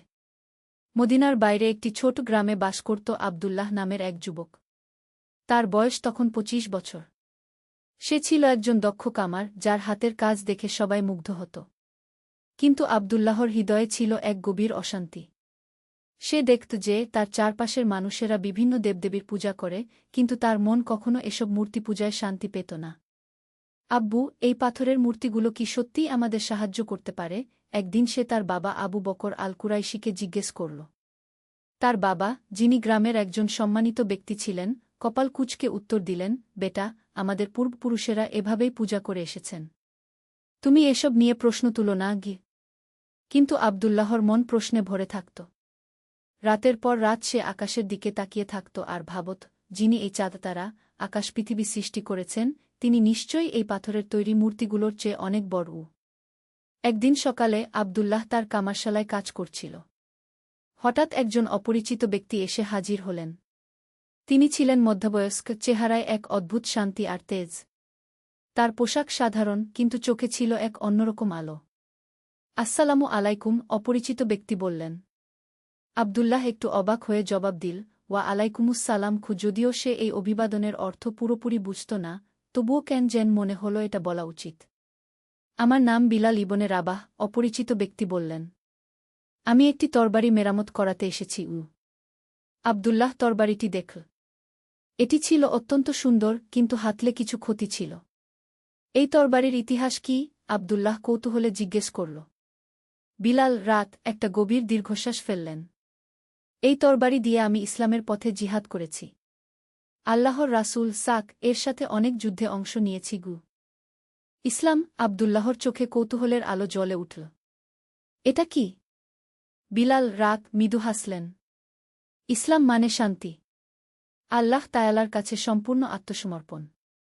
আমরা বিশ্বাস করি যে আল্লাহ ছাড়া কোনো ইলাহ নেই, আর মুহাম্মদ সাক আল্লাহর রাসূল গো। আবদুল্লাহর হৃদয় এই বাণী শুনে কেঁপে উঠল। একজন আল্লাহ? কোনো মূর্তি নয়। হ্যাঁ, কেবল এক আল্লাহ, যিনি সব কিছুর স্রষ্টা, পালনকর্তা, যার কোনো শরিক নেই। পরবর্তী কয়েক ঘণ্টা আবদুল্লাহ আর বিলাল রাত ইসলাম নিয়ে আলোচনা করলেন।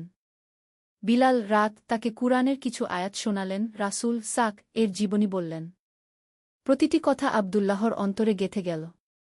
তুমি কি ইসলাম গ্রহণ করবে? বিলাল রাত শেষে জিজ্ঞেস করলেন। আবদুল্লাহ একটু ভেবে বলল, আমি সময় চাই। আমার পরিবার, আমার সমাজ, সবাই তো এর বিরুদ্ধে যাবে। সত্যের পথ সবসময় কঠিন, বিলাল রাত বললেন। কিন্তু যে আল্লাহর উপর ভরসা রাখে, আল্লাহ তার জন্য পথ বের করে দেন। দ্বিতীয় অধ্যায়, সত্যের খোঁজে। বিলাল রাত চলে যাওয়ার পর আবদুল্লাহর মন অস্থির হয়ে গেল। তার কামারশালায় বসে সে বারবার ভাবত, লা ইলাহা ইল্লাল্লাহু মুহাম্মাদুর রাসূলুল্লাহ কি এই কলেমার অর্থ তার হৃদয়ে গেঁথে গিয়েছিল। সেই রাতে আবদুল্লাহ ঘুমাতে পারেনি। সে বাইরে বেরিয়ে আকাশের দিকে তাকাল। অসংখ্য তারা জ্বলজ্বল করছে। আল্লাহ, যদি তুমি সত্যিই এক এবং একমাত্র ইলাহ হও, তাহলে আমাকে সঠিক পথ দেখাও, সে মনে মনে প্রার্থনা করল। পরের দিন সকালে আবদুল্লাহর বাবা তার কাছে এলেন। বেটা, গতকাল যে লোকটা এসেছিল সে কি বলেছিল? গ্রামের লোকেরা বলছে সে নাকি কোনো নতুন ধর্মের কথা বলে। আবদুল্লাহ একটু ইতস্তত করে বলল, আব্বু, সে ইসলামের কথা বলেছে। এটা এমন একটা ধর্ম যেখানে কেবল একজন আল্লাহর উপাসনা করা হয়। আবু বকর আল কুরাইশির মুখ রাগে লাল হয়ে গেল। কি বলছিস তুই? আমাদের দেবদেবীদের অসম্মান করছিস? এই নতুন ধর্ম আমাদের পূর্বপুরুষদের ধর্মকে মিথ্যা বলে। কিন্তু আব্বু, এই পাথরের মূর্তিগুলো কি সত্যিই আমাদের কোনো উপকার করতে পারে? তারা না পারে দেখতে, না পারে শুনতে। চুপ! আবু বকর চিৎকার করে উঠলেন। তুই এই বাড়িতে এসব কথা বলবি না। এই নতুন ধর্ম আমাদের সমাজের শান্তি নষ্ট করছে। সেদিন থেকে আবদুল্লাহর উপর পরিবারের চাপ বাড়তে লাগল। তার মা, ভাইবোন সবাই তার বিরুদ্ধে হয়ে গেল। কিন্তু আবদুল্লাহর মনে একবার যে বীজ বপন হয়েছিল তা দিন দিন বড় হতে লাগল। একদিন আবদুল্লাহ গোপনে মদিনার দিকে রওনা হল। সে শুনেছিল যে সেখানে মুসলিমদের একটি বড় সমাজ আছে। 3 দিনের পথ হেঁটে সে মদিনায় পৌঁছাল। মদিনার প্রবেশপথে সে দেখল একদল মানুষ একসাথে নামাজ পড়ছে। তাদের কপালে সিজদার দাগ, চেহারায় অপূর্ব শান্তি। আবদুল্লাহ মুগ্ধ হয়ে দেখতে লাগল। নামাজ শেষে একজন বয়স্ক ব্যক্তি তার কাছে এসে জিজ্ঞেস করলেন, ভাই, আপনি নতুন মনে হচ্ছে। কোথা থেকে এসেছেন? আমি মদিনার বাইরের একটি গ্রাম থেকে এসেছি। ইসলাম সম্পর্কে জানতে এসেছি, আবদুল্লাহ উত্তর দিল। বয়স্ক ব্যক্তি, যার নাম আবু আইজুব আল আনসারী, রাত আবদুল্লাহকে তার বাড়িতে নিয়ে গেলেন। সেখানে আবদুল্লাহ প্রথমবারের মতো একটি সম্পূর্ণ মুসলিম পরিবারের সাথে থাকার সুযোগ পেল। ইসলাম শুধু একটা ধর্ম নয়, আবু আইজুব রাত ব্যাখ্যা করলেন। এটা একটা জীবন ব্যবস্থা। এটা আমাদের শেখায় কিভাবে আল্লাহর সাথে সম্পর্ক রাখতে হয়, মানুষের সাথে কেমন ব্যবহার করতে হয়। আবদুল্লাহ সেখানে 1 সপ্তাহ থাকল। প্রতিদিন সে নামাজ দেখত, কুরআন তিলাওয়াত শুনত, ইসলামের বিভিন্ন বিধান সম্পর্কে জানত। তার হৃদয় প্রশান্তিতে ভরে উঠল। 3য় অধ্যায়, ঈমানের আলো। মদিনায় থাকার 7ম দিনে আবদুল্লাহ আবু আইজুব রাত কে বলল, চাচা, আমি ইসলাম গ্রহণ করতে চাই। আবু আইজুব রাত এর চোখে খুশির অশ্রু এসে গেল। আল্লাহু আকবার! আল্লাহ তায়ালা তোমাকে হিদায়েত দান করেছেন। তারা মসজিদে নব্বীতে গেলেন। সেখানে ইমাম আবদুল্লাহকে কলেমা পড়ালেন। আশহাদু আল্লা ইলাহা ইল্লাল্লাহু ওয়া আশহাদু আন্না মুহাম্মাদান আবদুহু ওয়া রাসূলুহু। আমি সাক্ষ্য দিচ্ছি যে আল্লাহ ছাড়া কোনো ইলাহ নেই এবং আমি আরও সাক্ষ্য দিচ্ছি যে মুহাম্মদ সাক আল্লাহর বান্দা ও রাসূল। এই কলেমা উচ্চারণ করার সাথে সাথে আবদুল্লাহর মনে হল যেন তার হৃদয় থেকে এক বিরাট বোঝা নেমে গেছে। সে এখন আবদুল্লাহ ইবনে আবি বকর নামে পরিচিত হল। কিন্তু এখন তার সামনে আরেকটি বড় সমস্যা, কিভাবে গ্রামে ফিরে যাবে? কিভাবে পরিবারকে বলবে যে সে ইসলাম গ্রহণ করেছে? আবু আইজুব রাত তাকে সান্ত্বনা দিলেন, বৎস, যিনি তোমাকে এ পর্যন্ত পথ দেখিয়েছেন, তিনি আগামী পথেও তোমার সাহায্য করবেন। শুধু আল্লাহর উপর ভরসা রাখো কু। আব্দুল্লাহ আরও 1 সপ্তাহ মদিনায় থেকে ইসলামের মৌলিক বিষয়গুলো শিখল। নামাজ, রোজা, জাকাত, হজ সম্পর্কে জানল। কুরআনের কিছু সূরা মুখস্থ করল। অবশেষে গ্রামে ফেরার সময় এল। আবু আইজুব রাত তাকে একটি কুরআনের কপি আর কিছু হাদিসের বই দিলেন। মনে রাখবে বৎস, তিনি বিদায়ের সময় বললেন, সত্যের পথে বাধা আসবেই, কিন্তু ধৈর্য হল সুন্দর। আল্লাহ মুমিনদের পরীক্ষা করেন গু। 4র্থ অধ্যায়, পরীক্ষার সময়। গ্রামে ফিরে আসার পর আব্দুল্লাহর জীবনে ঝড় নেমে এল। প্রথমেই তার বাবা আবু বকর আল কুরাইশি বুঝতে পারলেন যে তার ছেলে ইসলাম গ্রহণ করেছে। তুই আমার আর সন্তান নয়, রাগে অন্ধ হয়ে চিৎকার করলেন তিনি। আমাদের পূর্বপুরুষদের ধর্ম ত্যাগ করে এই আরবদের ধর্ম নিয়েছিস। আব্দুল্লাহর মা কাঁদতে কাঁদতে বললেন, আমার সোনা, তুই এই ভুল পথ ছেড়ে দে। আমরা তোকে ক্ষমা করে দেবগু। কিন্তু আব্দুল্লাহর ঈমান এতটাই দৃঢ় হয়ে গিয়েছিল যে সে কোনো চাপেই দমে গেল না। আম্মু, আব্বু, আমি এমন একটা সত্য পেয়েছি যা আমার হৃদয়কে শান্তি দিয়েছে।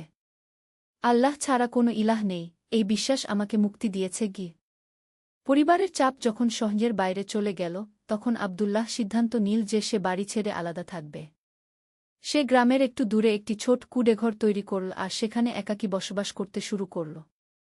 গ্রামের মানুষেরা তাকে নিয়ে কানাঘুষা করত। দেখো, আব্দুল্লাহ পাগল হয়ে গেছে। সে নাকি হাওয়ায় কথা বলে, কি তারা জানত না যে সে আসলে নামাজ পড়ছে, আল্লাহর কাছে দোয়া করছে। কিন্তু আল্লাহ তায়ালা আব্দুল্লাহকে একেবারে একা রাখেননি। ধীরে ধীরে কিছু মানুষ তার কাছে আসতে শুরু করল। প্রথমে এসেছিল হাসান নামের এক তরুণ, যার মন বিভিন্ন প্রশ্নে ভর্তি ছিল। আব্দুল্লাহ ভাই, তুমি যে ধর্মের কথা বলো, তাতে কি সত্যিই শান্তি পাওয়া যায়? হাসান জিজ্ঞেস করল। আব্দুল্লাহ মৃদু হেসে বলল, হাসান, তুমি যখন রাতে আকাশের দিকে তাকাও, তখন কি মনে হয় না যে যিনি এত বিশাল মহাবিশ্ব সৃষ্টি করেছেন, তিনি নিশ্চয়ই এক এবং অতুলনীয়? এভাবে আব্দুল্লাহ ধীরে ধীরে ইসলামের দাওয়াত দিতে শুরু করল। সে কোনো জোর করত না, কোনো চাপ দিত না। শুধু যুক্তি আর কুরআনের আয়াত দিয়ে মানুষের হৃদয় স্পর্শ করার চেষ্টা করত। 5ম অধ্যায়, সাহাবীদের দেখা। 1 বছর পর আব্দুল্লাহর গ্রামে এক বিশেষ ঘটনা ঘটল। খবর এল যে মদিনা থেকে কিছু সাহাবী রাত এই এলাকায় দাওয়াতের কাজে আসছেন। আব্দুল্লাহর খুশির সীমা রইল না। যেদিন তারা এলেন, আব্দুল্লাহ দেখল তাদের মধ্যে আছেন আবু উবাইদা ইবনুল জাররাহ রাত আর সাদ ইবনে আবি ওয়াক্কাস রাক। এই দুজন ছিলেন রাসূল সাক এর অন্যতম সাহাবী। সুবহানাল্লাহ, আল্লাহু আকবার! আব্দুল্লাহ আবেগে আর নিজেকে ধরে রাখতে পারল না। আবু উবাইদা রাত আব্দুল্লাহকে দেখে অবাক হলেন। মাশাআল্লাহ, এই দুর্গম এলাকায় একজন মুসলিম ভাই। আব্দুল্লাহ তাদের কাছে তার পুরো গল্প বলল। কিভাবে সে ইসলাম গ্রহণ করেছে, কি কি সমস্যার মুখোমুখি হয়েছে। সাদ ইবনে আবি ওয়াক্কাস রাক বললেন, ভাই, তোমার ধৈর্য আর দৃঢ়তা দেখে আমরা অভিভূত। রাসূল সাক বলেছেন, যে ব্যক্তি আল্লাহর সন্তুষ্টির জন্য তার পরিবার পরিজন ত্যাগ করে, আল্লাহ তাকে আরও ভালো পরিবার দান করেন। এই কথা শুনে আব্দুল্লাহর চোখে অশ্রু এসে গেল। তার মনে হল সত্যিই আল্লাহ তাকে একা রাখেননি। তারা 3 দিন গ্রামে থাকলেন। এই 3 দিনে অনেক কিছু ঘটল। প্রথমত, হাসানসহ আরও 5 জন যুবক ইসলাম গ্রহণ করল। দ্বিতীয়ত, গ্রামের কিছু মানুষ ইসলাম সম্পর্কে আগ্রহী হয়ে উঠল। কিন্তু সবচেয়ে বড় ঘটনা ঘটল 3য় দিনে। আব্দুল্লাহর বাবা আবু বকর আল কুরাইশি এলেন সাহাবীদের সাথে কথা বলতে।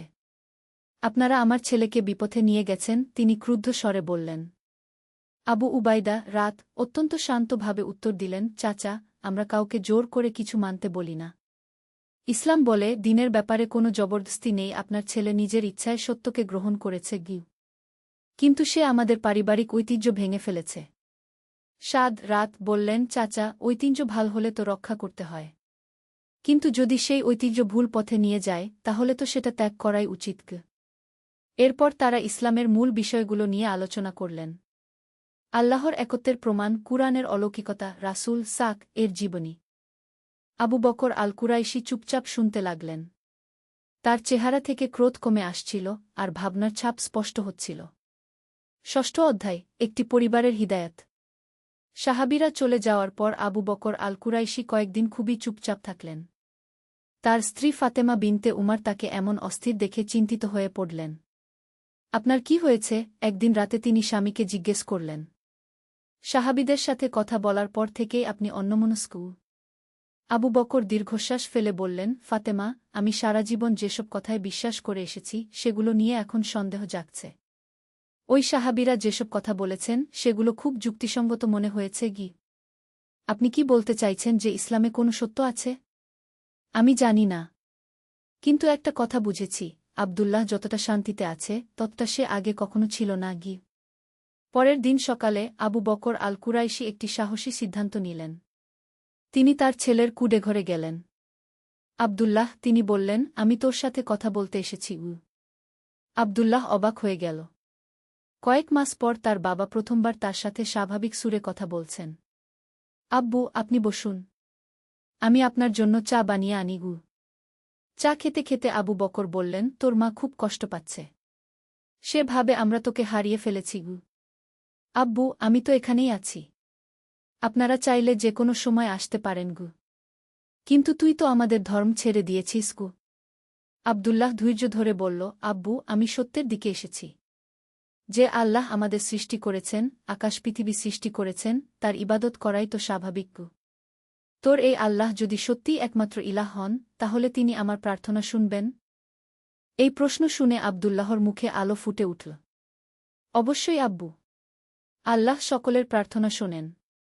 তবে শর্ত হল যে তাকে একমাত্র ইলাহ বলে স্বীকার করতে হবে গি।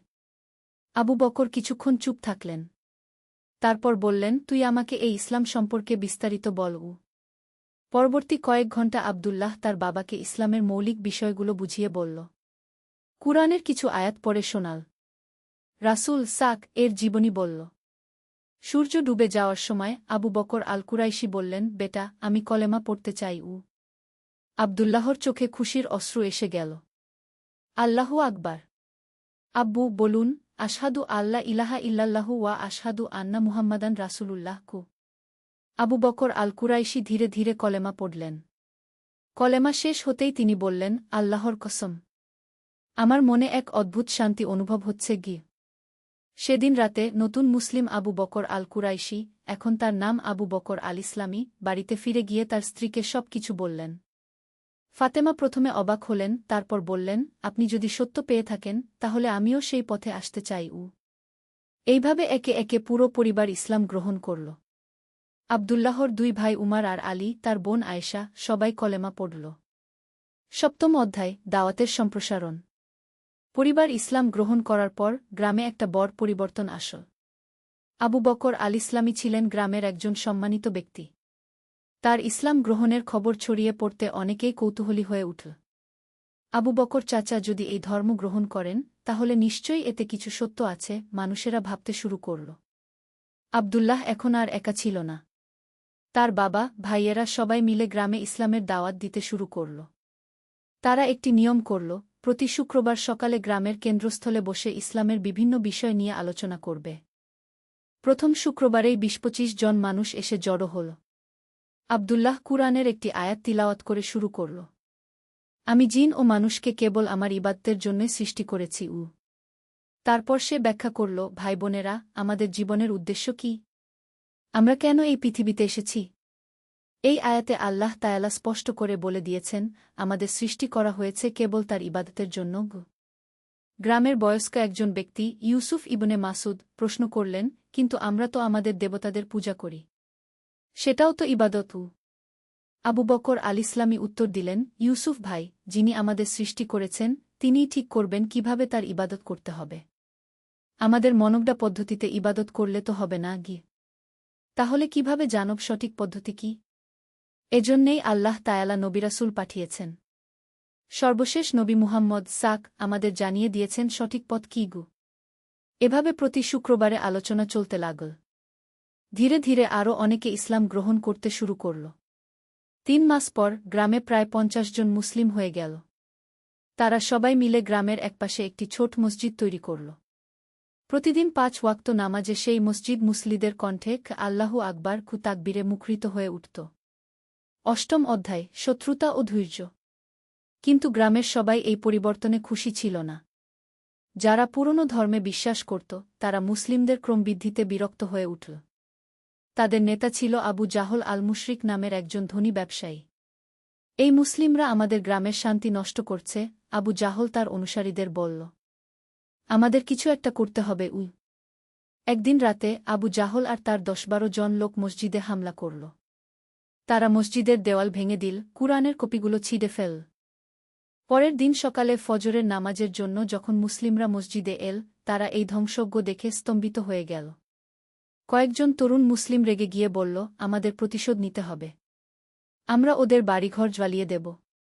কিন্তু আব্দুল্লাহ তাদের থামিয়ে দিয়ে বলল, ভাইয়েরা, রাসূল সাক আমাদের শিখিয়েছেন ধৈর্য ধরতে।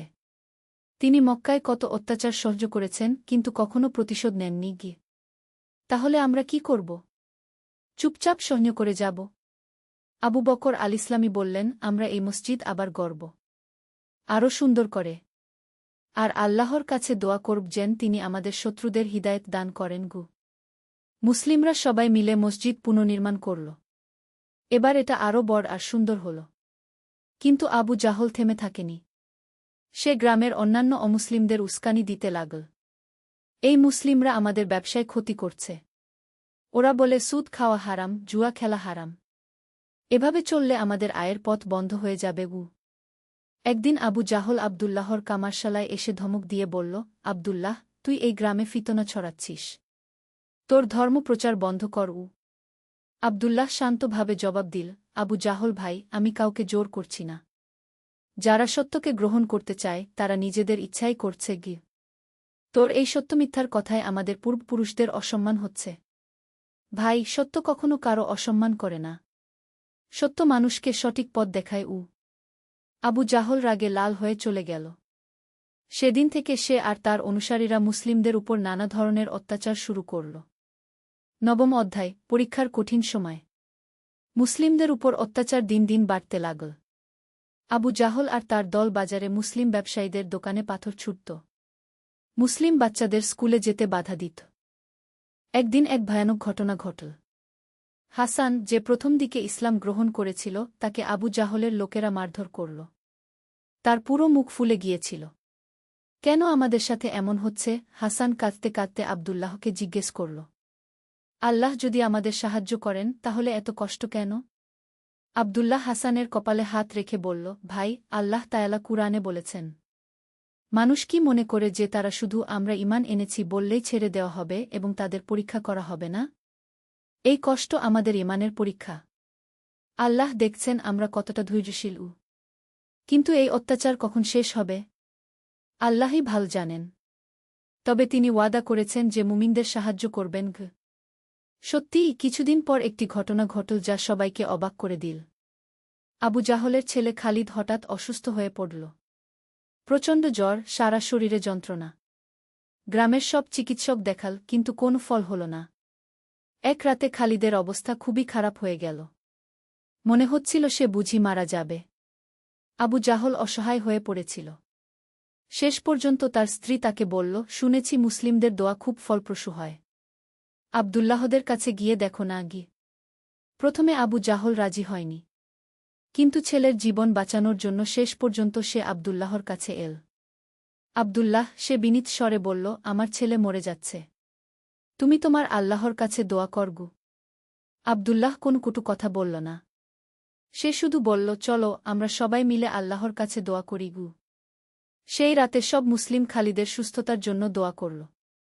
তারা কোনো শর্ত দেয়নি, কোনো প্রতিশোধ নেয়নি। সুবহানাল্লাহ। পরের দিন সকালে খালিদের জ্বর ছেড়ে গেল। সে সুস্থ হয়ে উঠল। দশম অধ্যায়, হৃদয়ের পরিবর্তন। খালিদের আরোগ্যের পর আবু জাহল খুবই বিব্রত বোধ করল। যাদের সে এতদিন অত্যাচার করেছে তারাই তার ছেলের জন্য দোয়া করেছে। তোমরা আমার সাথে এত ভালো ব্যবহার কেন করলে? সে আব্দুল্লাহকে জিজ্ঞেস করল। কারণ আমাদের রাসূল সাক শিখিয়েছেন, যে তোমার সাথে মন্দ ব্যবহার করে তুমি তার সাথে ভালো ব্যবহার কর। এতে তার হৃদয় পরিবর্তন হতে পারে কি? আবু জাহলের চোখে পানি এসে গেল। আমি তোমাদের সাথে কত অন্যায় করেছি। তোমরা প্রতিশোধ নিতে পারতে গু। আমরা প্রতিশোধ নিতে চাই না। আমরা চাই তুমি সত্যকে বুঝতে পারো গ। এই ঘটনার পর আবু জাহলের মনোভাব ধীরে ধীরে পরিবর্তন হতে শুরু করল। সে মুসলিমদের আর অত্যাচার করল না, বরং তাদের আচার আচরণ, তাদের নৈতিকতা লক্ষ্য করতে লাগল। কয়েক মাস পর এক জুমার দিনে আবু জাহল মসজিদে এল। সবাই অবাক হয়ে গেল। খুতবার পর সে দাঁড়িয়ে বলল, আমি আপনাদের কাছে ক্ষমা চাই। আমি অনেক অন্যায় করেছি। আজ আমি ইসলাম গ্রহণ করতে চাই। পুরো মসজিদ আল্লাহু আকবার কি তাকবীরে মুখরিত হয়ে উঠল। আবু জাহল কলেমা পড়ল আর তার নাম হয়ে গেল আবু জাহল আল মুহতাদি, যে হিদায়াত পেয়েছে। তার ইসলাম গ্রহণের পর গ্রামে একটা বিপ্লব ঘটে গেল। যারা তার নেতৃত্বে মুসলিমদের বিরোধিতা করছিল তারাও একে একে ইসলামের সৌন্দর্য দেখতে পেল। 6 মাসের মধ্যে পুরো গ্রামের 90% মানুষ ইসলাম গ্রহণ করল।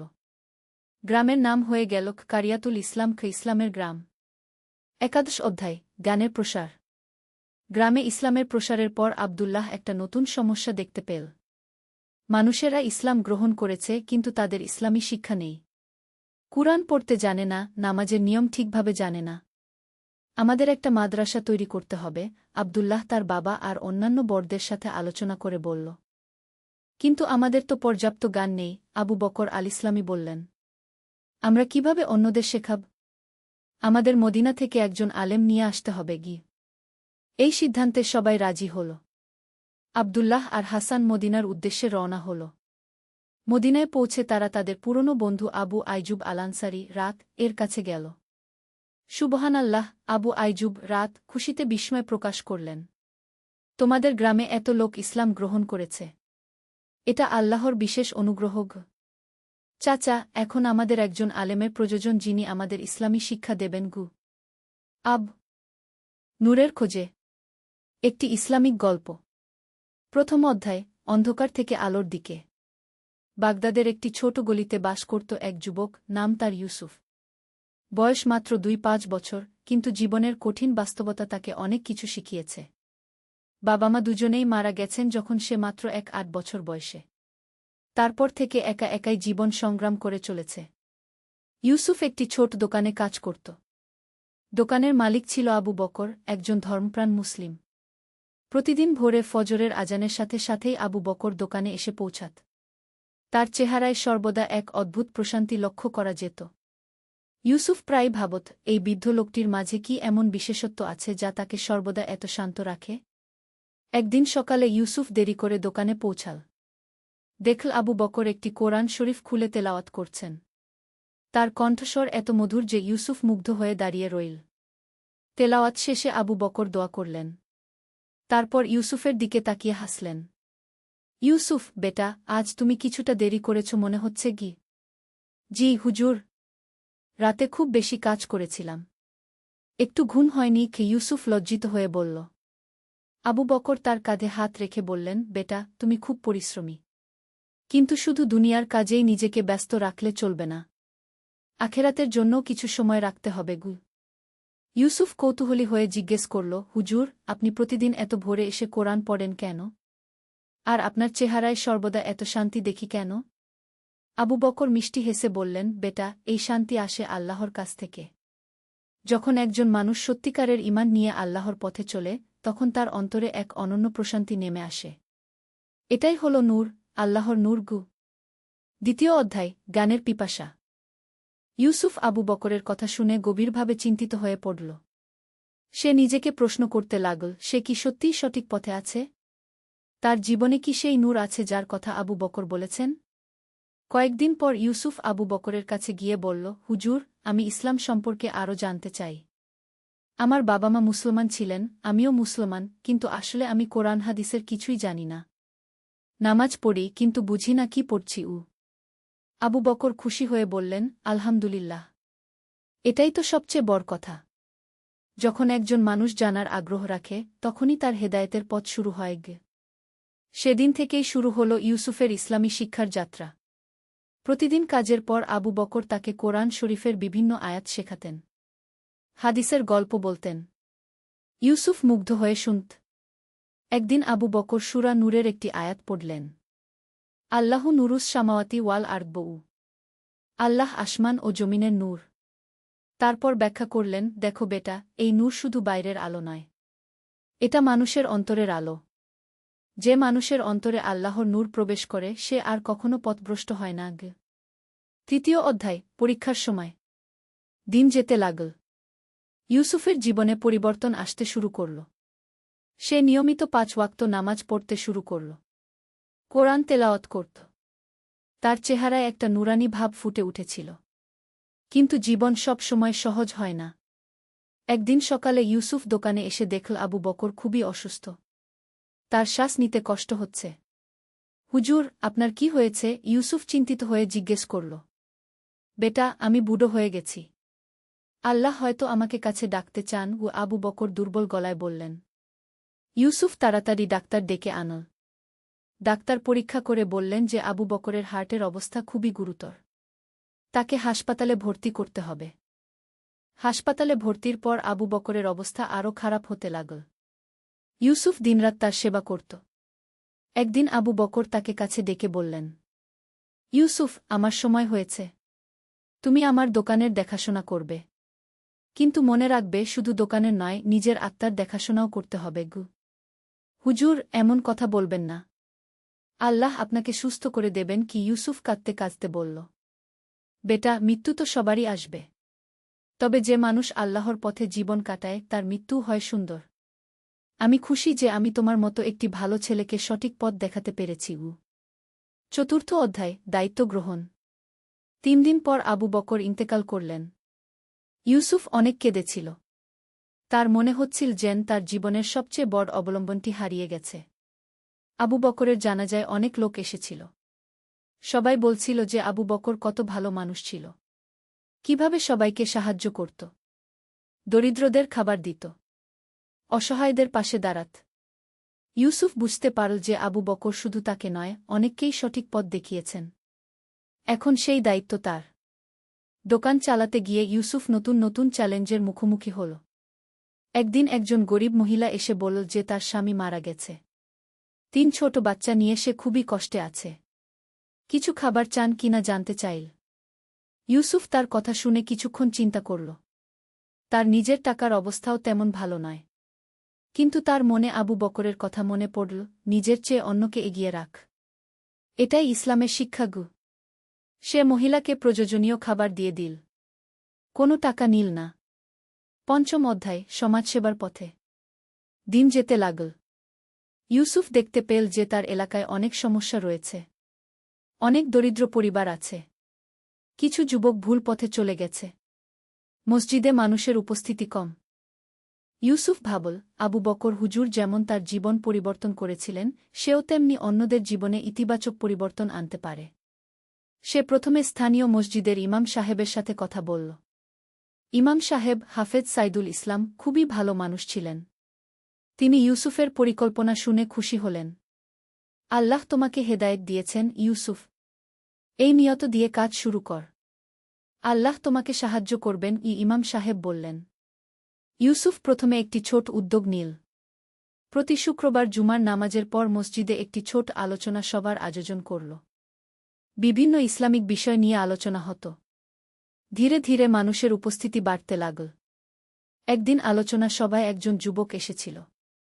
তার নাম রহিম। সে বিভিন্ন অপরাধমূলক কাজে জড়িত ছিল। প্রথমে সে শুধু কৌতূহলবশত এসেছিল। ইউসুফ সেদিন হজরত ইউসুফ এর গল্প বলেছিল। কিভাবে তিনি সব বিপদাপদ মোকাবেলা করে শেষ পর্যন্ত সফল হয়েছিলেন। রহিম গল্প শুনে অনেক প্রভাবিত হল। 6ষ্ঠ অধ্যায়, হৃদয় পরিবর্তনের গল্প। রহিমের জীবনযাত্রা ছিল খুবই অনিয়মিত। সে চুরি, ছিনতাই করত, মাদকাসক্ত ছিল। কিন্তু ইউসুফের কথা তার মনে গেঁথে গিয়েছিল। পরের সপ্তাহে রহিম আবার এল। এবারও মনোযোগ দিয়ে শুনল। আলোচনা শেষে সে ইউসুফের কাছে এসে বলল, ভাই, আমি জানি আমি খারাপ কাজ করি। কিন্তু আমার অন্য কোনো পথ দেখি না। আমার বাবা মা আমাকে ত্যাগ করেছে। কেউ আমাকে কাজ দেয় না। ইউসুফ তার হাতে হাত রেখে বলল, ভাই রহিম, আল্লাহর রহমতের দরজা সবার জন্যই খোলা। তুমি যদি সত্যিই তওবা করে সঠিক পথে আসতে চাও, আল্লাহ তোমাকে অবশ্যই সাহায্য করবেন গু। কিন্তু আমার তো কোনো কাজ নেই। আমি কি খেয়ে বেঁচে থাকব? রহিম জিজ্ঞেস করল। তুমি প্রথমে আল্লাহর কাছে তওবা কর। নিয়মিত নামাজ পড়। কাজের ব্যাপারে আমি তোমাকে সাহায্য করব, ইউসুফ বলল। রহিম কেঁদে ফেল। সে বলল, আমি অনেক পাপ করেছি। আল্লাহ কি আমাকে ক্ষমা করবেন? ইউসুফ কোরআনের আয়াত পড়ে শোনাল, বল, হে আমার বান্দারা, যারা নিজেদের উপর অন্যায় করেছ, তোমরা আল্লাহর রহমত থেকে নিরাশ হজ না। নিশ্চয় আল্লাহ সব গুনাহ ক্ষমা করে দেন গু। এই আয়াত শুনে রহিমের জীবনে বিপ্লব এল। সে সেই দিনই তবা করল।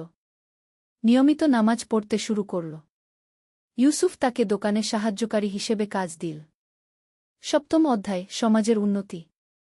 রহিমের পরিবর্তন দেখে এলাকার অন্যান্য যুবকরাও প্রভাবিত হল। ধীরে ধীরে অপরাধের হার কমতে লাগল। মসজিদে মানুষের উপস্থিতি বাড়ল। ইউসুফ দেখল যে শুধু ধর্মীয় শিক্ষা দিলেই হবে না, মানুষের অর্থনৈতিক অবস্থার উন্নতিও দরকার। সে একটি ছোট উদ্যোগ নিল। এলাকার বেকার যুবকদের বিভিন্ন কারিগরি প্রশিক্ষণ দেওয়ার ব্যবস্থা করল। প্রথমে খুব কম টাকা দিয়ে শুরু হল। কিছু যুবক শিখল কাঠের কাজ, কেউ শিখল ইলেকট্রিকের কাজ, কেউ দর্জির কাজ। ধীরে ধীরে তারা নিজেদের পায়ে দাঁড়াতে শুরু করল। একদিন ইউসুফ দেখল যে তার এলাকায় একটি বড় পরিবর্তন এসেছে। আগে যেখানে চুরি ডাকাতির ঘটনা ঘটত, সেখানে এখন শান্তি। যুবকরা মসজিদে আসে, একসাথে বসে কোরআন পড়ে। ইমাম সাহেব একদিন ইউসুফকে বললেন, আল্লাহ তোমাকে দিয়ে অনেক ভালো কাজ করিয়েছেন। তোমার মাধ্যমে অনেক মানুষের জীবন পরিবর্তন হয়েছে গি। ইউসুফ বিনয়ের সাথে বলল, হুজুর, এটা আমার কোনো কৃতিত্ব নয়, এটা আল্লাহর রহমত। আবু বকর চাচা আমাকে যে শিক্ষা দিয়েছেন, আমি তা অন্যদের মাঝে ছড়িয়ে দিতে চেষ্টা করেছি মাত্র। 8ম অধ্যায়, নতুন চ্যালেঞ্জ।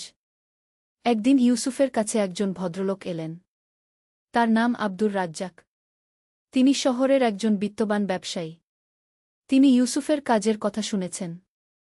ইউসুফ ভাই, আমি আপনার সমাজসেবার কথা শুনেছি। আমি আপনাকে একটি বড় প্রস্তাব দিতে চাই। আমার একটি বড় ব্যবসা আছে। আপনি যদি আমার সাথে পার্টনারশিপ করেন, আমরা একসাথে অনেক বড় কাজ করতে পারব। আব্দুর রাজ্জাক বললেন। ইউসুফ তার প্রস্তাব শুনে কিছুক্ষণ চিন্তা করল। এই সুযোগ তার জীবনে অনেক পরিবর্তন আনতে পারে। কিন্তু সে জানত যে সম্পদ মানুষের জীবনে পরীক্ষা নিয়ে আসে।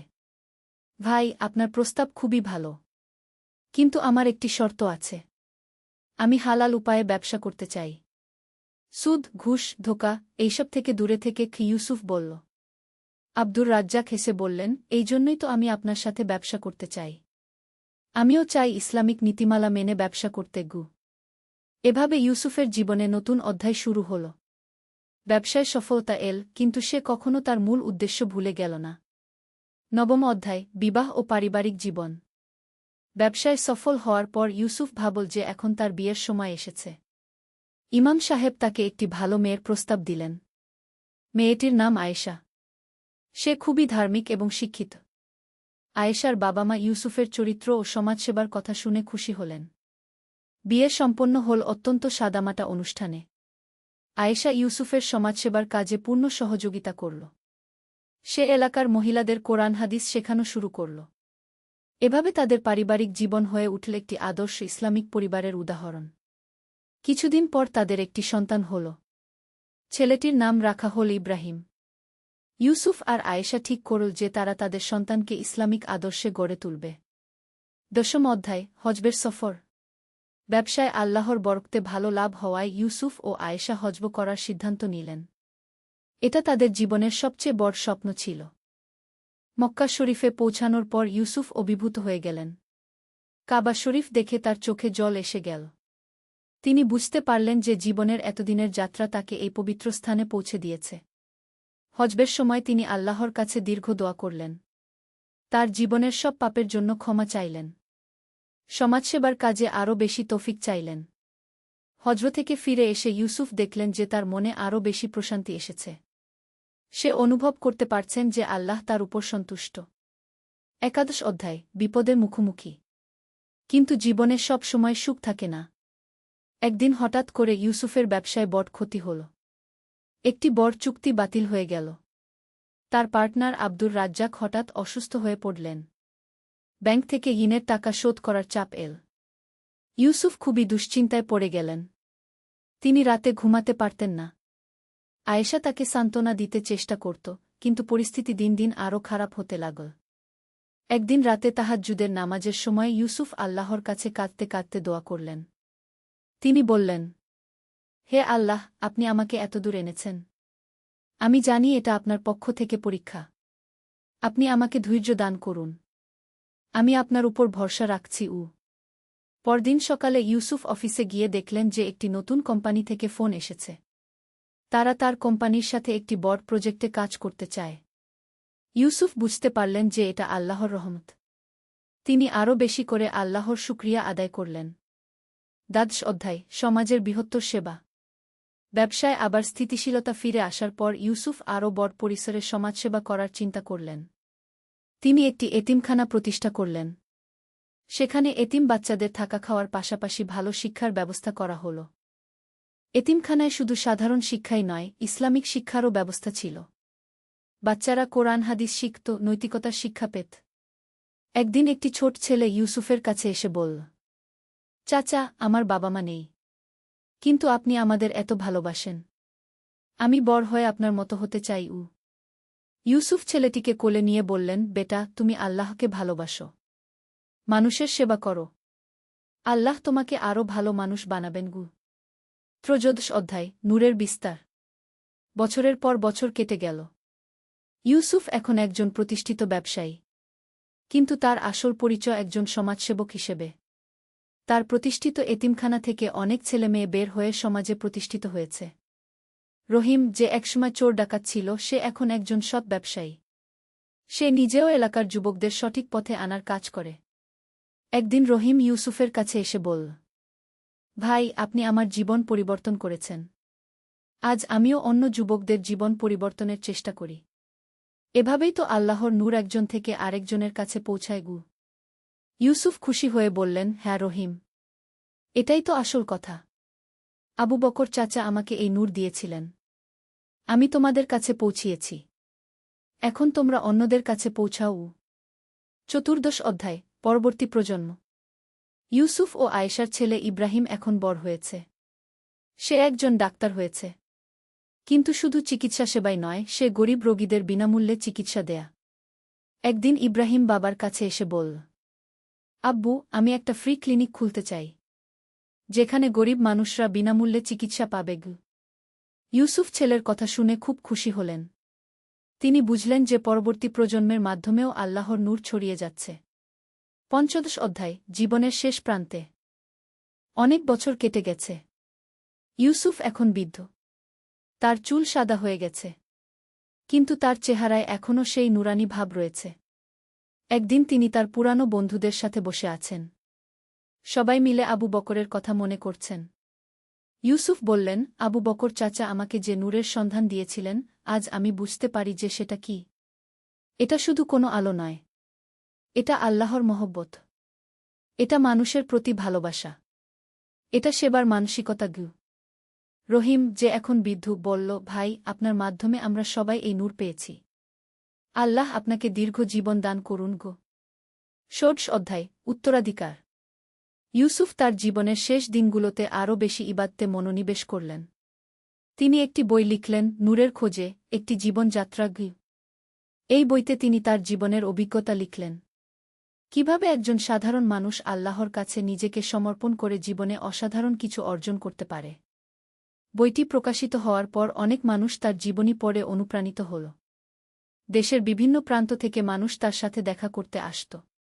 একদিন একজন তরুণ এসে বলল, চাচা, আপনার বই পড়ে আমার জীবন পরিবর্তন হয়ে গেছে।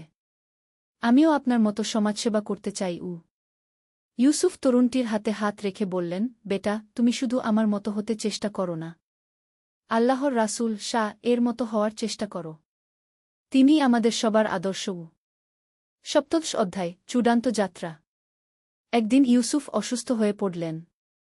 ডাক্তার ছেলে ইব্রাহিম সব চেষ্টা করল, কিন্তু আল্লাহর ইচ্ছায় ইউসুফের সময় শেষ হয়ে এসেছিল। মৃত্যুর আগে ইউসুফ তার পরিবার ও বন্ধুদের কাছে ডেকে বললেন, আমি খুশি। আল্লাহ আমাকে একটি সুন্দর জীবন দিয়েছেন। আমি চেষ্টা করেছি তার সন্তুষ্টি অর্জনের। এখন তোমরা এই কাজ এগিয়ে নিয়ে যেও। তারপর তিনি শেষবারের মতো শাহাদত পড়লেন এবং শান্তিতে চোখ বন্ধ করলেন। সমাপনী, নূরের ধারাবাহিকতা। ইউসুফের জানাজায় হাজার হাজার মানুষ এসেছিল। এতিম বাচ্চারা কাঁদছিল। যেসব যুবক তার কারণে সঠিক পথ পেয়েছিল, তারা সবাই এসেছিল। ইমাম সাহেব জানাজার নামাজে বললেন, ইউসুফ ভাই একটি আদর্শ জীবন যাপন করেছেন। তিনি প্রমাণ করেছেন যে একজন সাধারণ মানুষও আল্লাহর সাহায্যে অসাধারণ কিছু করতে পারে। তার জীবন আমাদের সবার জন্য অনুপ্রেরণা। ইউসুফ চলে গেলেন, কিন্তু তার স্থাপন করা প্রতিষ্ঠানগুলো চলতে থাকল। তার ছেলে ইব্রাহিম বাবার কাজ এগিয়ে নিয়ে গেল। রহিম ও তার অন্যান্য শিষ্যরাও তাদের এলাকায় একই ধরনের কাজ করতে থাকল। আজও যখন কেউ সেই এলাকায় যায়, দেখতে পায় একটি শান্তিপূর্ণ সমাজ, যেখানে মানুষ একে অপরকে সাহায্য করে, যেখানে ধর্ম ও নৈতিকতার চর্চা হয়। এভাবেই আবু বকর চাচার দেওয়া সেই নূর একজন থেকে আরেকজনের কাছে পৌঁছে গেছে। আর এই ধারা চলতে থাকবে কিয়ামত পর্যন্ত। শিক্ষা ও উপদেশ। এই গল্পটি আমাদের শেখায় যে ১. জ্ঞান অর্জনের গুরুত্ব। ইউসুফ যখন ইসলাম সম্পর্কে জানতে আগ্রহী হয়েছিল, তখনই তার জীবনের পরিবর্তন শুরু হয়েছিল। ২. ভালো সঙ্গের প্রভাব। আবু বকর চাচার সঙ্গ ইউসুফের জীবনে বিপ্লব এনেছিল। ৩. তবার শক্তি। রহিমের মতো পাপীও যদি সত্যিকারের তবা করে, আল্লাহ তাকে ক্ষমা করেন। ৪. সমাজসেবার গুরুত্ব। ব্যক্তিগত উন্নতির পাশাপাশি সমাজের সেবা করাও একজন মুমিনের দায়িত্ব। ৫. পরীক্ষায় ধৈর্য। জীবনে বিপদ এলে আল্লাহর উপর ভরসা রেখে ধৈর্য ধরতে হয়। ৬. পরবর্তী প্রজন্মের শিক্ষা। সন্তানদের ইসলামিক আদর্শে গড়ে তোলা পিতামাতার দায়িত্ব। ৭. নূরের ধারাবাহিকতা। ভালো কাজের প্রভাব একজন থেকে আরেকজনের কাছে পৌঁছায় এবং এভাবে সমাজে ইতিবাচক পরিবর্তন আসে। আল্লাহ আমাদের সবাইকে ইউসুফের মতো নূরান্বিত জীবন যাপনের তৌফিক দান করুন। আমিন। আর যে আল্লাহকে ভয় করে, আল্লাহ তার জন্য নিষ্কৃতির পথ করে দেন এবং তাকে এমন উৎস থেকে রিজিক দেন যা সে কল্পনাও করতে পারে না। সূরা তালাক, আয়াত ২-৩।